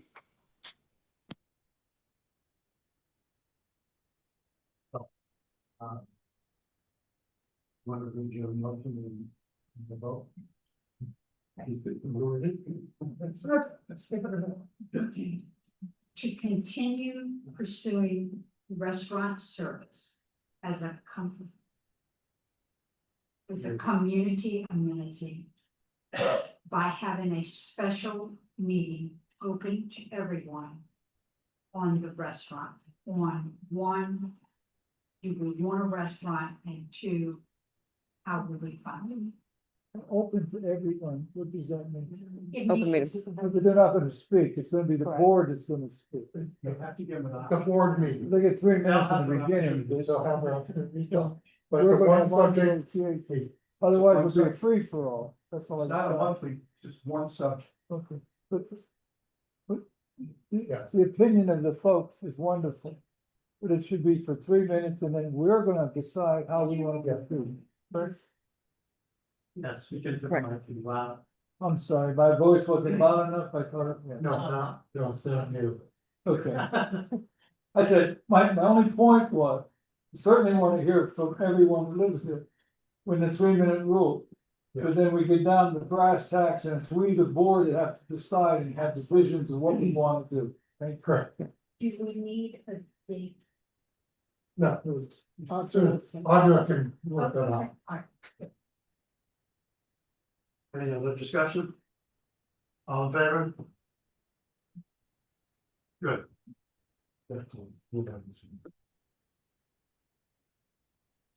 Next, moving on to new business, A is appoint member to activities that.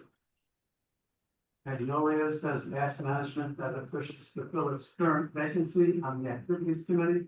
The Magnolia has nominated Elizabeth Healy to serve as its second representative, joining the Needham or Reese, did I pronounce that correctly? Yes. The board of members is asked to confirm the appointment of Elizabeth Healy to the LWVA Activities Committee. I make a motion. I seconded. With one clarification, it's not a second representative, even if it was Charlie who mentioned quite well. It's actually resigned from the committee, so Magnolia would still have the one representative. Oh. Okay. So you're the same vote as yeah. All right, Is there a second? Yes, there was a second. You got that second? Okay, so, but that's not in there, the motion is move to appoint Elizabeth. Right, he was just making a point. I'm just clarifying. Okay. And Barry, you seconded that. All in favor of accepting Elizabeth to join the Activities Committee? Thank you, Elizabeth, for volunteering. Welcome. B, rescind policy resolution number 14. Use of common elements of the ballroom. Okay, I'll make a motion to move to rescind policy resolution number 14, the use of common element ballroom as it was superseded by policy resolution number 8, reservation rent and use of clubhouse rooms effective immediately. I'll second that. Second. Mary, second, thank you. I'll just kind of do brief discussion or explanation of that. In the policy resolution, we looked at all the policy resolutions in previous months, we brought forth policy resolution 8, which incorporated everything that was in 14 to a central point. So nothing was lost by rescinding this. It just, we did some housekeeping, and this is more housekeeping to clean it up. Good work. Any other discussion? All in favor of the motion? And then, I think it's unanimous, if Fred is there. Yes, Fred's there. That's. Oh.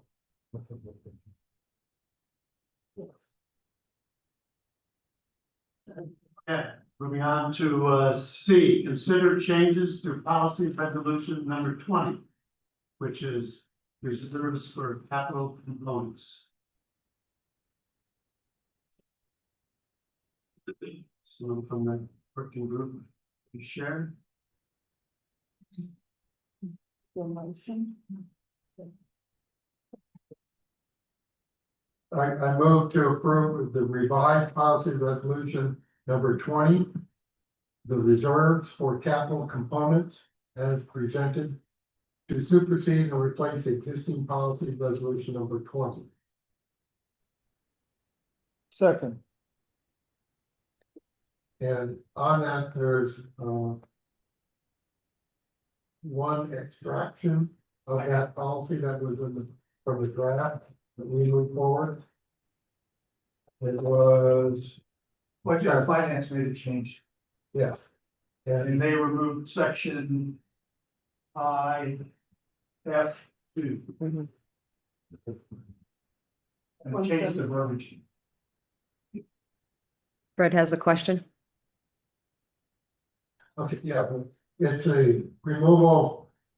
One paragraph that says component systems and groups of similar components with current replacement costs of less than 1,000 shall be included in the reserve study as a reserve value of $0 and shall not be funded through the reserves as a standalone items. We had a discussion on that when we were talking about it, and it was kind of in the air anyways, so I have no problem with that being removed. The reserve study excludes anything on it. So it's a moot point. So with that removal, we're approved. I have something. Okay. Yes, Fred? 2D, it says, over the next 5 fiscal years, the board shall allocate sufficient funds in the annual budget to meet the reserve study recommended reserve contributions, which makes sense unless you find an error. So can we put in something that if an error is found or if we change how we're going to do some project that we can make corrections?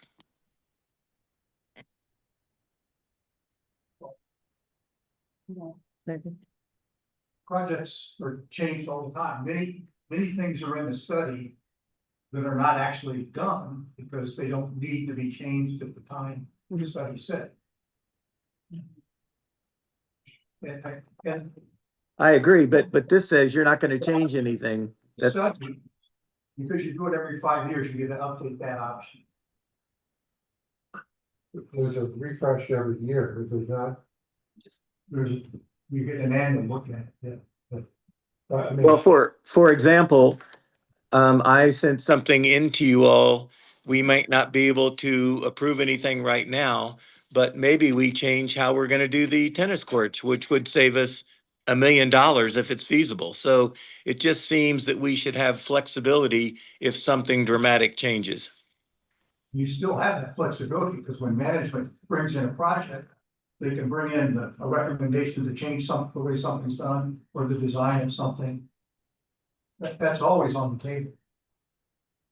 but Okay, that's just not what it says. That's all I'm saying. Fred, there's two ways to deal with that. One is, the study would say, oh, in this particular year, we were planning on doing this. And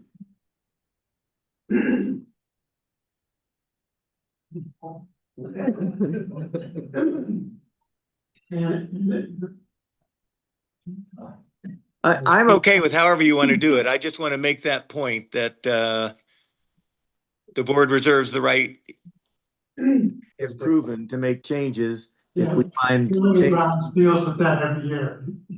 Here's what the Okay. study says. Plus, we now have a reserve study that we have control of, and we can make adjustments on an ongoing basis. So if we make assumptions for 2027, and now it's 2028, we can take a look at the reserve study and make whatever tweaks we feel are appropriate. Great, Two shots at the apple. okay.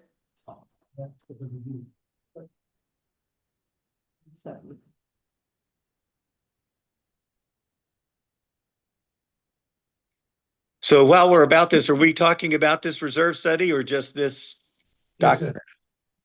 Just the reserve, policy resolution one relating to the reserve study. Okay,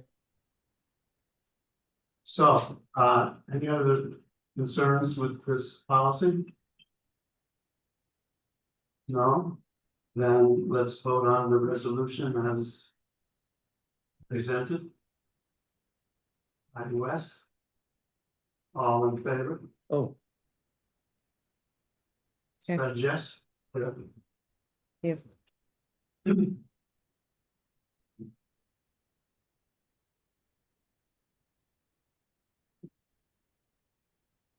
Okay, that passes.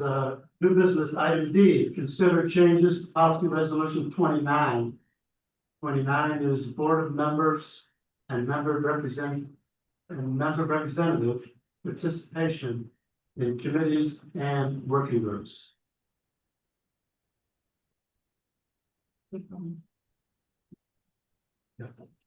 I move that we approve the revised policy resolution number 29, board of members and members representative participation in committees and working groups as presented to supersede and replace the existing policy resolution number 29. Discussion, Just one question yes. on covenants.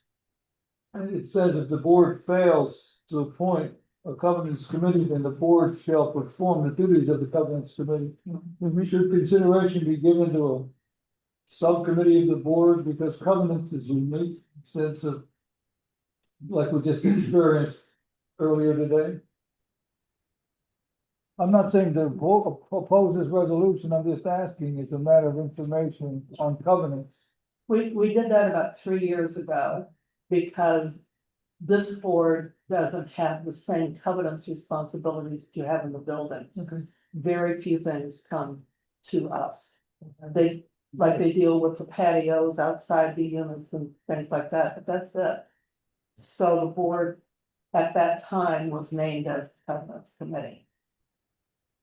In the original policy 29, the one that's being revised, it identifies the standing committees, activities, budget and finance, building and grounds. if the board were to have a covenants committee, that would be another standing committee. wouldn't it? I'm sorry. Well, I just thought the Virginia statute required all condo associations that have a covenants committee. I may be wrong. We are. We are, and here, the board of members is the governance committee.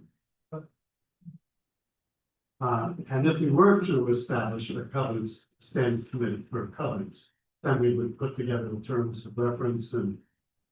I don't wanna make a mess out of this. I just was asking a question. And they wouldn't really have anything to do. Okay, It's everything to do. I'll be chair. any other comments on this? I have none. And it's.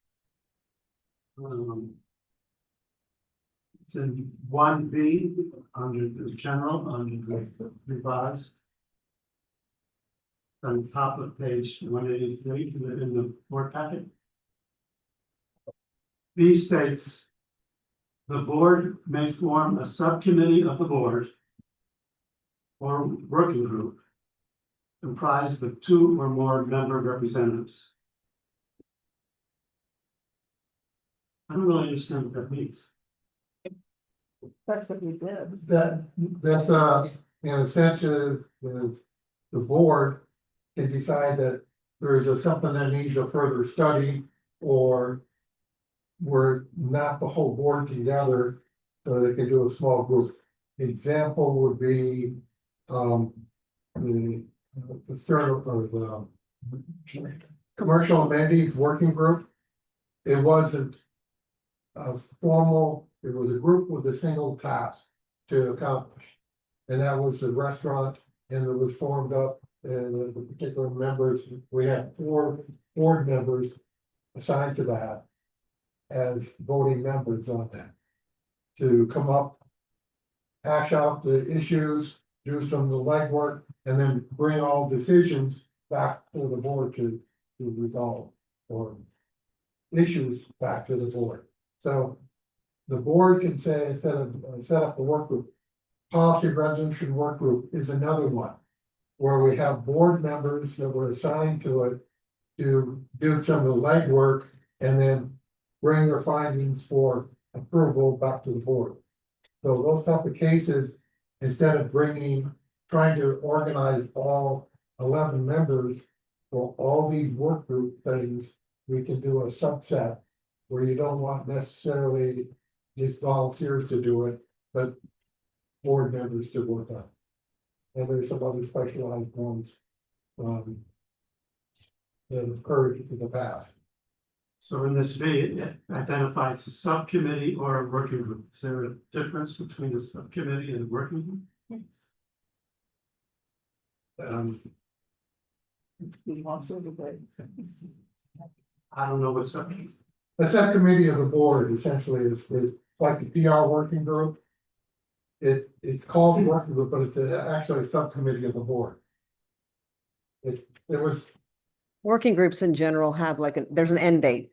Eventually it's gonna come to an end where your committees are an ongoing committee that, like you have your communications committee it's an ongoing, there's always something.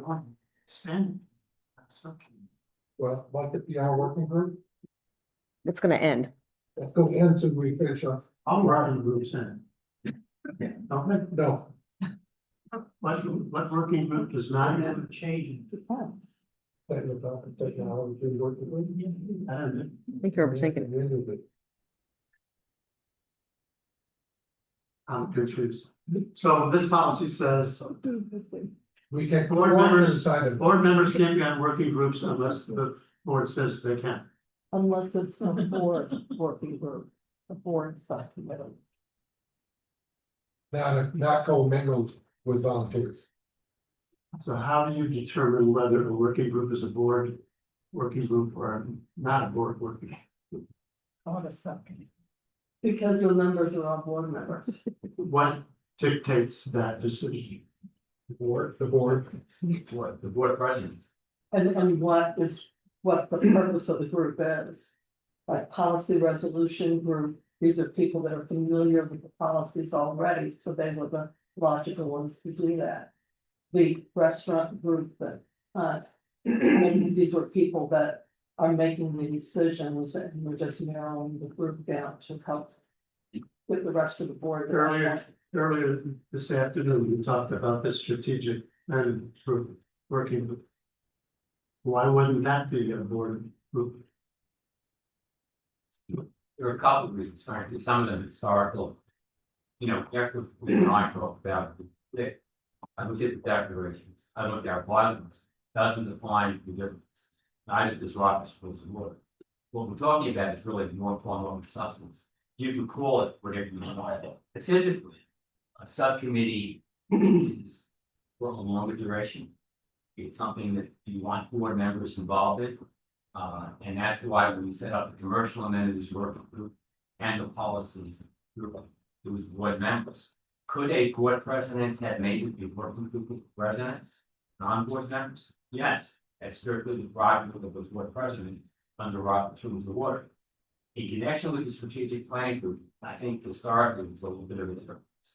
In most organizations, I think it's usually being better practice. If you're going to have strategic planning, you have it done by those other than those making decisions on a daily basis as to how the government, the entity, corporation, or condominium association. So with respect to strategic planning, I think historically here, it's always been on board members, just that reason. Keep in mind, that working group has to make a recommendation for the board, which has to approve. If I think historically, that's the reason, but you're right. We're spending a lot of time because the more you look into it, the more you realize it really comes down to the president of the organization, condo association, non-governmental group or corporation deciding you want it to be a board committee, which is likely that you want. For example, last year we set up a working group, 2 board members to deal with certain compensation groups. You could make that a continuing committee, but that's a committee you would only want board members on. Because it has a very specific on task, and it's going to be ongoing each year. To make it simpler for my mind, since subcommittee has yet to be defined anywhere. And this policy resolution said that there's a subcommittee, here's a working group. Subcommittees would allow board members to be on it. Working groups would not. Board members could not be working groups. There's a difference though, because we don't put residents and board members on the same group that's going to be reporting back. There's a conflict of interest there. Yeah, well, I'm thinking, if I understand you correctly, you're saying is the board may form a subcommittee of the board comprised of 2 or more board representatives. Get rid of the working group name and just rename like the policy resolution subcommittee versus the working group is the name. And that, if that's a clear distinction, I have no problem with that. We can make that policy resolution subcommittee as easily as the working group, it's just the name. So I think let's strike or working group and we can rename any existing working groups that are just board members, we make them then a subcommittee. That way it's representative of a bigger board. And we could be your first. You're simply removing the words or working group Yeah. from that letter B. Okay. Or working group, get rid of that and just leave. We are amending, Yeah. No, it's part of the, yeah. We're to draft with a change, and I agree with that. That's it. She's as amended. That's amended. As amended. Anybody else have anything else? so we're just removing the words working group. Or working group out of general 1B.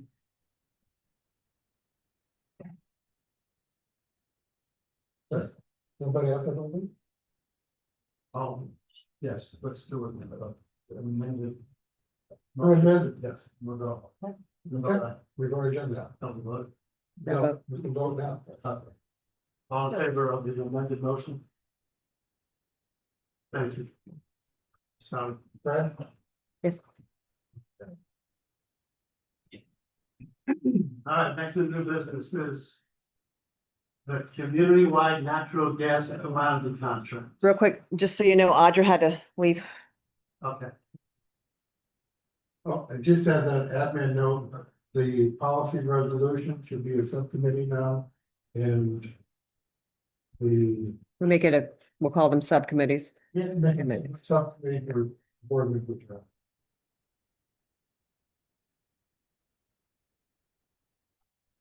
all right, Suzie, were you involved in the gas contract? No, sir. No. Sir. We had a discussion at a budget and finance and we recommended approval of this. Management did they got solicited bids. There's a broker guy they deal with, brokers not this, broker, there's a gentleman they deal with. Helps get on bids, everybody did well. So anyways, he came back and he low bidder for natural gas for us.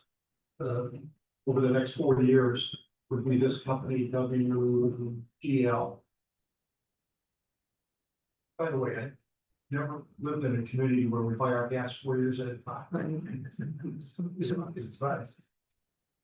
It locks in the price is really the advantage to us. Will save us money over the years. It's just a commodity. You're buying a new contract. So are you making the motion, Dave? I'll make the motion. Move to adapt a new 48-month natural gas commodity supply agreement with WGL Energy for the community-wide natural gas commodity supply. There's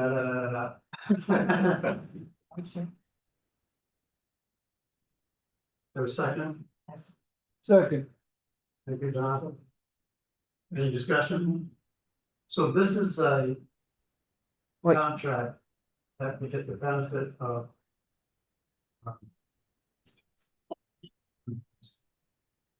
Better prices and all the associations. If you don't have a contract, you pay whatever the spot is when the gas company decides to do it. This way, they pre-purchase it in volume. We keep. It's much like they do with individual homes where they give you the bill, you can pay X amount every month and kind of, instead of getting a variance of a bill. Yeah, you get it. So the associations are benefited from quality discounts. The entire complex, the whole campus. Fred has a comment. Right. Go ahead. I'm only wondering, since gas prices are elevated now, does it make sense to do 4 years or 3 years? I certainly see the value of locking things in. Just wanted you all to have a discussion about that. It was briefly discussed at budget and finance that, by going to the 4 years, most of us think gas will be higher cost 4 years from now than they will be now. The first year savings is somewhat, but when you lock in the price for that long a time, you're probably facing a significant savings. No Southwest Airlines.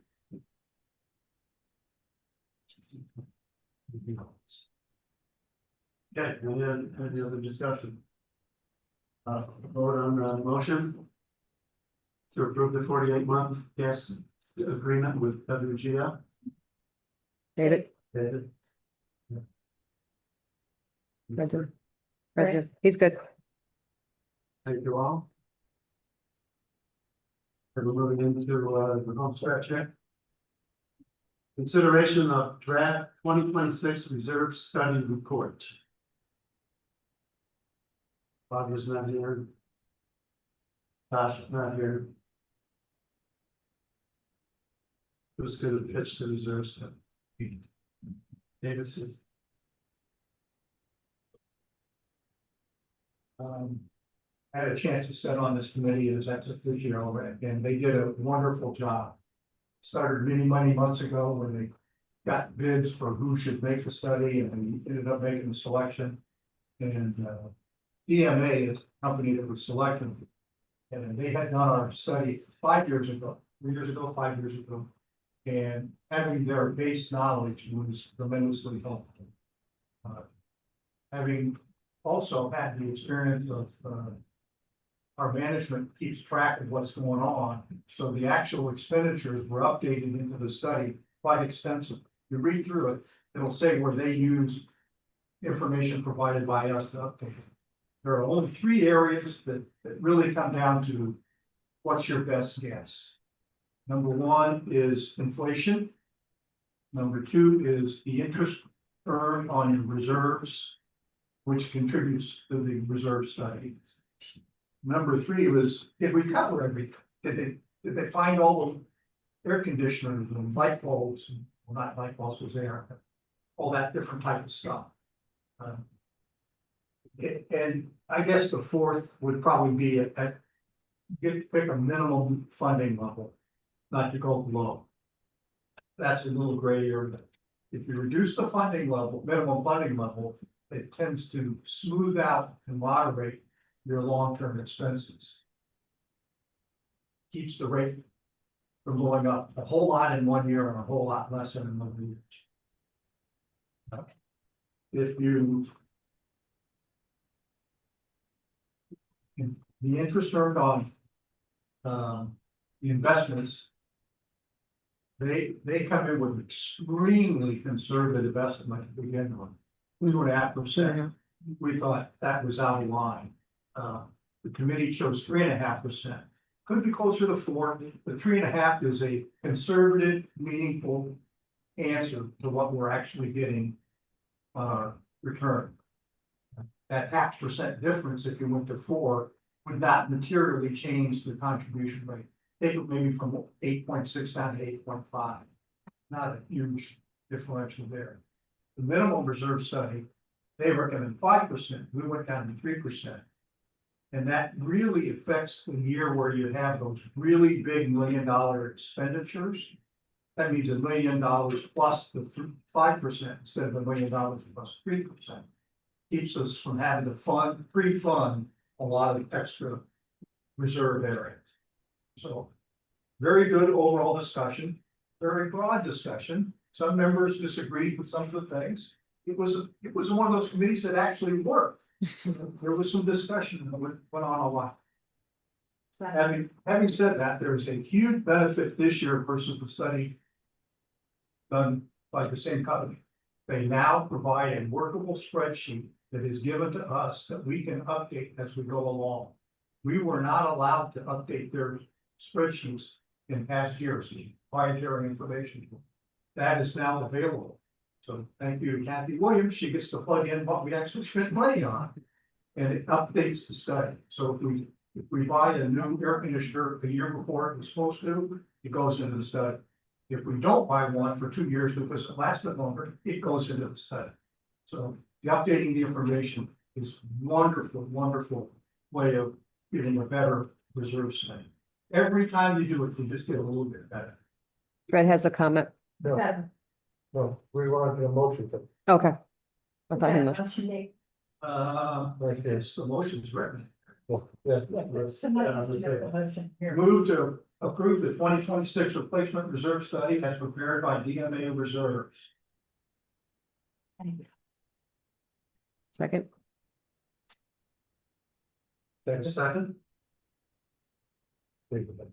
David up seconds. David and David. Go ahead, Fred. Discussion, Fred. All righty, so there's a third component, and that is looking at your community and seeing if you want to do anything completely differently, if you want to assume that you're going to do something differently. And that was the suggestion I submitted about looking at the sports court up there. Now in 2032, I think it is, that comes available. And, it's like $1.5 million kind of a number.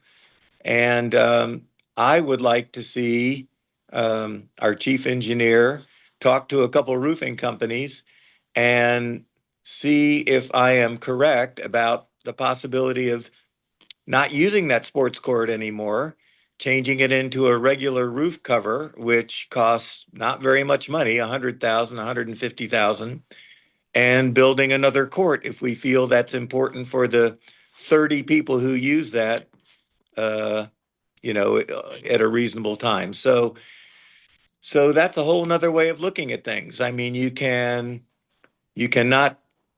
repair your fountain. You can make it a flower bed. You cannot put in a whole new concrete roof, which is extremely expensive. You can do that differently. And it just seems to me we ought to investigate and decide what to do about this before we agree with the reserve study. Let's see if that kind of a change makes sense. And I wanted to present that to you all before we accepted this reserve study.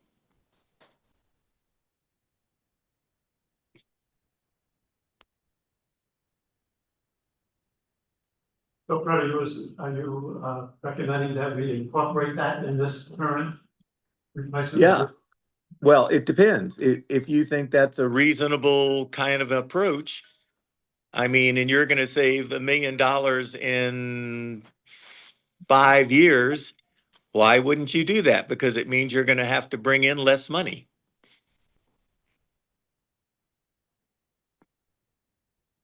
Any comments on that?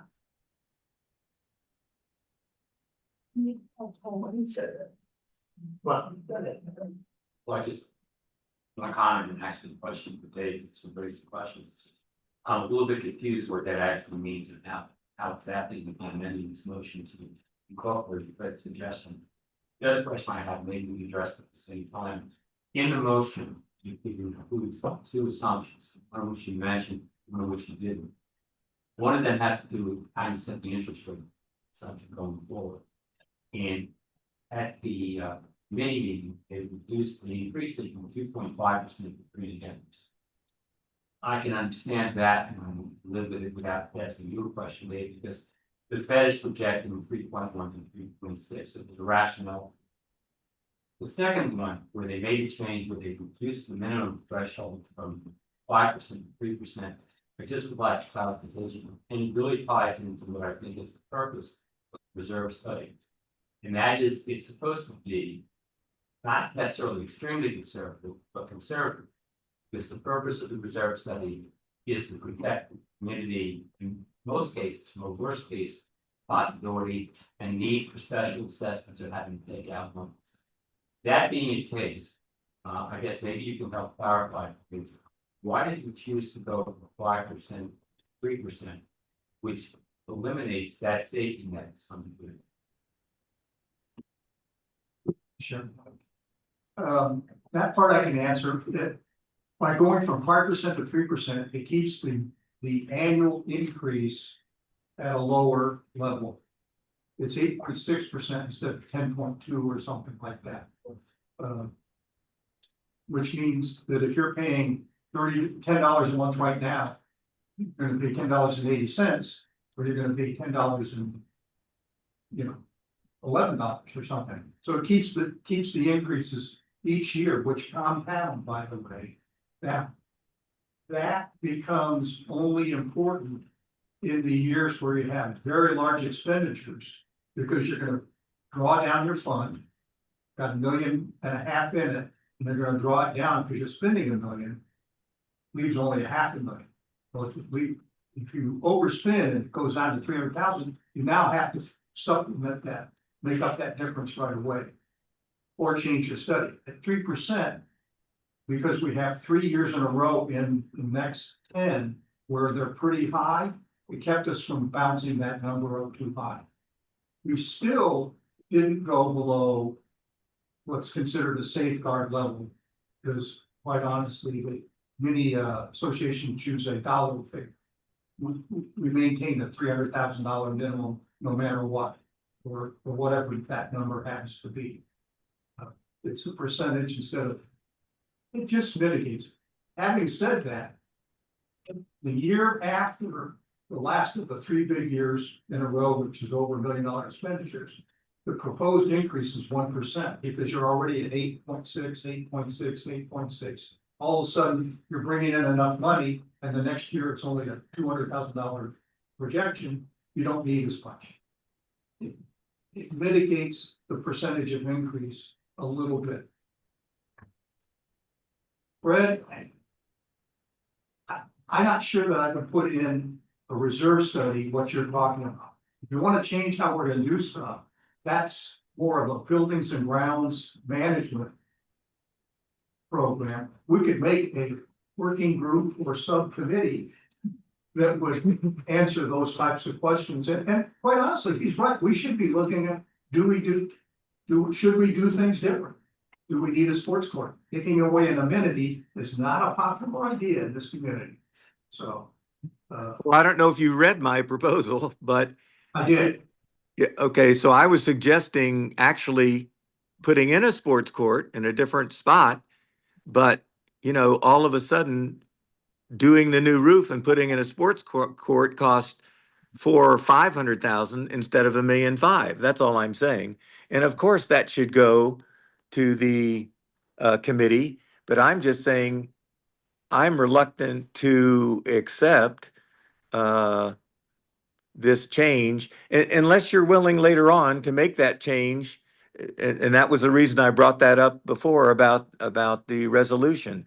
If we say, hey, if we ever decide to make that change, we can incorporate that. That's fine with me. I just don't want to carry those kinds of million numbers if we're not going to need them. We can make the changes later on. That's the ability of this new spreadsheet program that they've developed, which is accessible by us. Number two, if we make a change like that, you're always going to be able to change your reserve study to reduce the expenditures and recalculate. Well, then maybe I should say this a different way. Maybe I should say, will the board look into that change and decide if that's something we want to do? This board may decide what they want to do, and the next board may change their mind. So typically, the way it works is when the year comes up, Building and Grounds takes a look at what replacement reserve things are coming up and assessing whether it's something. No, that's we exactly do what. now or do later, or is this the best way to do it? No, but that's what you don't want to do. You don't want to wait until that year. You want to decide that now. You want to decide what you're going to do because it changes how many reserves you require. We think you want to set forward, essentially, you're going to, do you want to set aside, $1 million or 2 million for a new roof, an updated court, or a couple 100,000 to rebuild the court somewhere else, or something like that. So there could be so you make that decision. that's. You don't change the reserve study until you make that. Be good at it, right? So, I agree with that. Yeah. So, but I think this is, well, for me, this is an easy decision. I don't know how you all feel about it and that's why I'm bringing it to the board. If you like this idea, let's make sure it's viable. Let's make sure the numbers are right. They're close. I know that. And let's say, hey, this is our new policy. This is what we're going to do if and when this comes up in 3 years, 5 years, 10 years, whenever it is, because it changes how much money we're asking our residents to pay into the reserves. Fred, where did you get your numbers for the sports court being relocated and? Where we should put one. Well, I got those numbers from ChatGPT, and those numbers are going to be relatively accurate because that's an easy thing to find. We can call in a roofer to look at that and say, oh, are you crazy? You can't do that on this kind of a place, and that ends it. Or he can say, oh yeah, this is going to cost $5 a square foot, and you've got so many square feet, and here's a bid, and the bid will be $100,000. So, I mean, I've seen a lot of roofs done, and I've gotten a lot of those bids. That's easy to do. And if you get a contractor to say, what will it cost you to build a sports court here? And that's the kind of thing the whole community has to go through. David's exactly right. It needs to go to Building and Grounds and everybody else. But I'd like to get that started because I don't want to be pulling in all this money for something we're not going to use.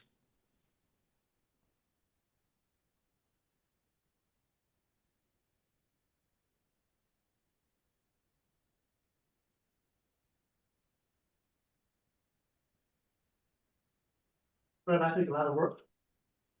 But I think a lot of work's gonna have to be done to determine to validate the costs, find a location for these, tennis courts. And, that would, I think, hold up to study. The way the study is now, it's, if we kept it the way it is, we are not at risk for any shortfalls. I hear you. Can we start now? Will you send that to Building and Grounds as a suggestion?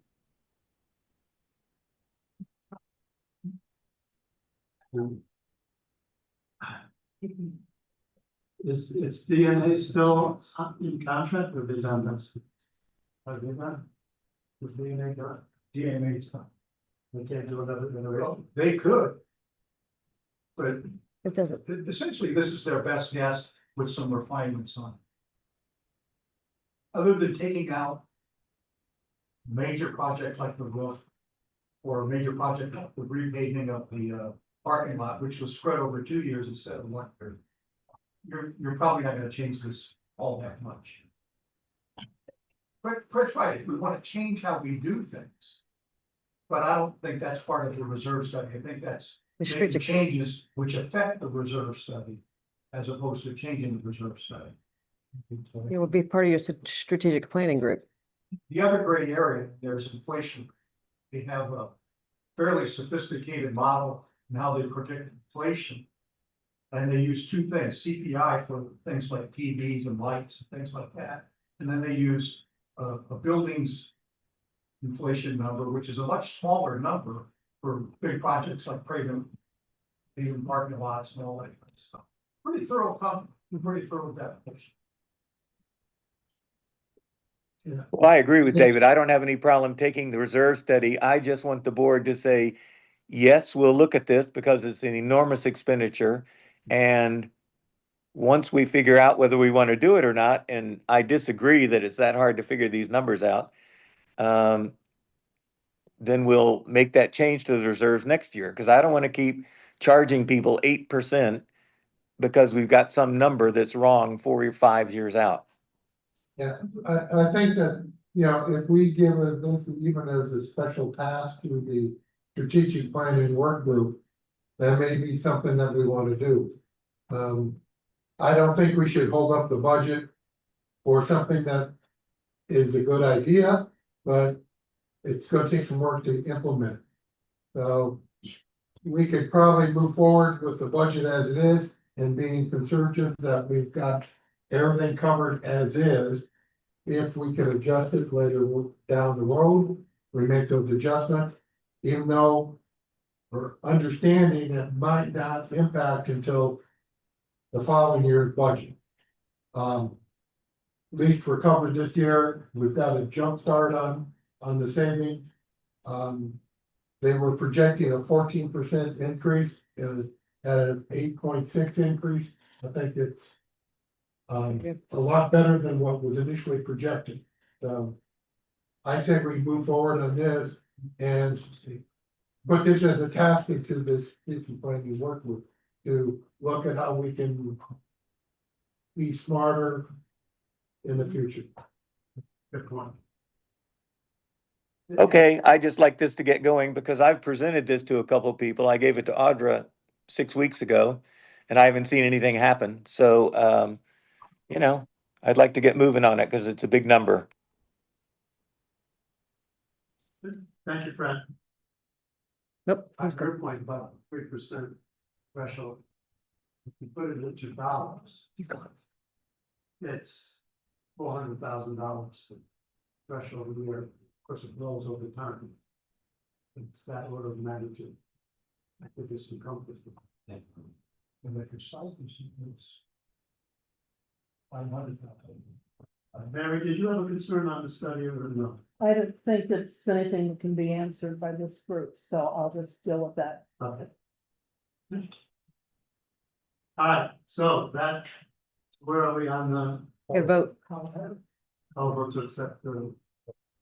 All right. All in Rest favor? of them. All in That's favor? gonna be the motion, I don't have it. I did. Let me refresh the rules. I move we approve the 2026 replacement reserve study as prepared by DMA Reserves. It's in the study, so. All good. Fred's gone. Okay. He's gone. He said it was good. So, it's part of- Okay, Peggy King raised, I'm wondering if there's any other word or residents comments that they would like to make at this point. I'm gonna say Peggy King raised her hand, so I'm gonna say that's Fred. Oh, yes. Say that again, Susan. Peggy King raised her hand, so maybe that's Fred. And I have to slash for everyone that is within hearing distance, including folks in the lobby, in the audience. It grieves me to think that the board is not aware that neither the restaurant nor the bus, the security gate can be removed, changed, dismissed, closed. Those are covenants that run with the law, with the land, I'm sorry.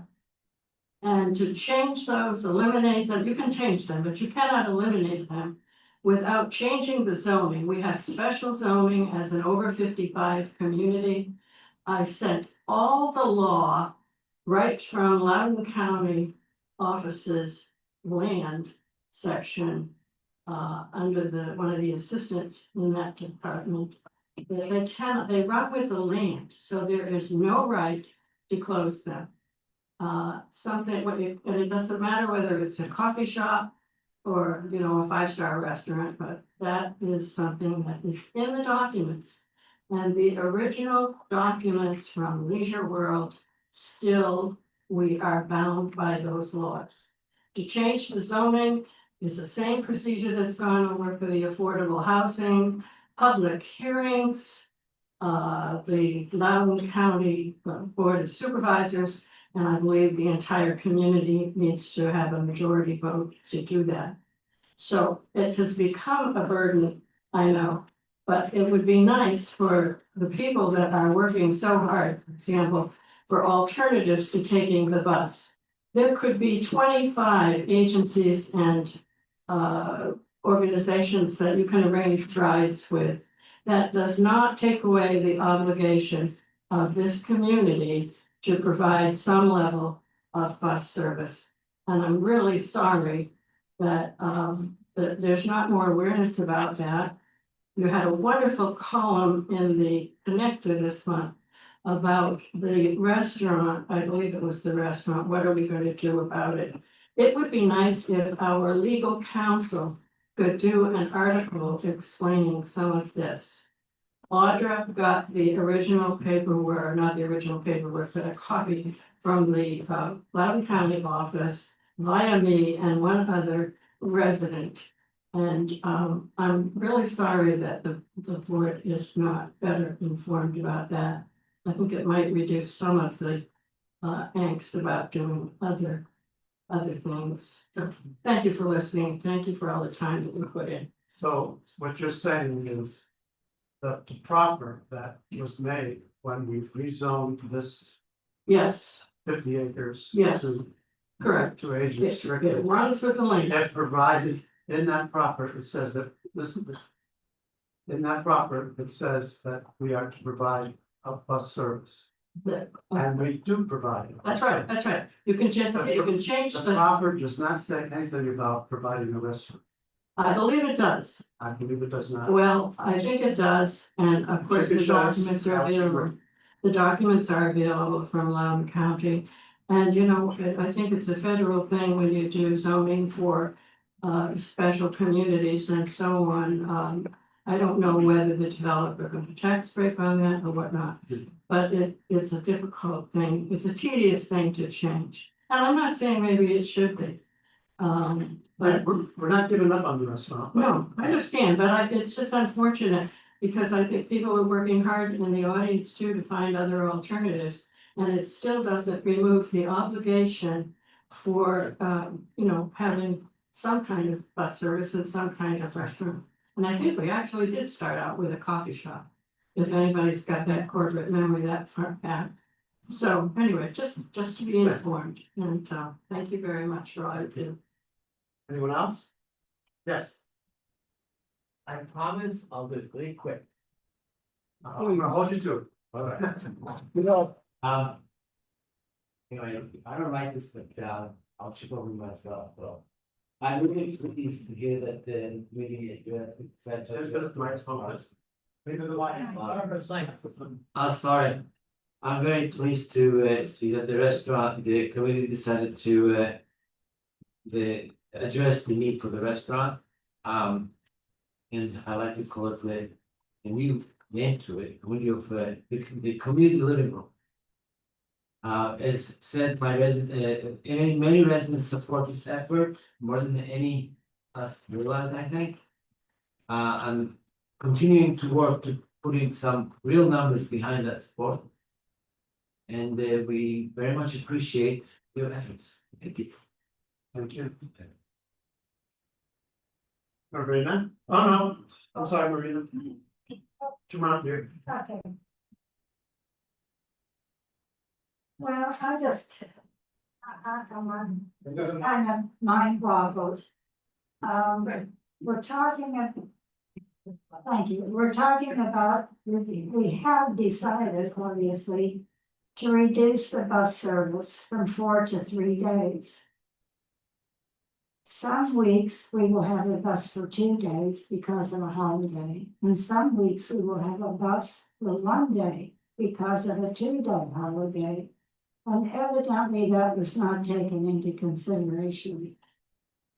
In addition to that, keeping the bus for 4 days would have cost us less than if my figures are correct, and this was done on the fly, would cost us less than $2 a month per unit to keep the bus for 4 days.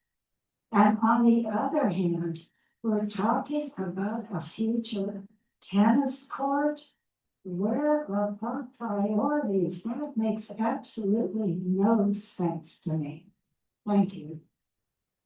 Marina.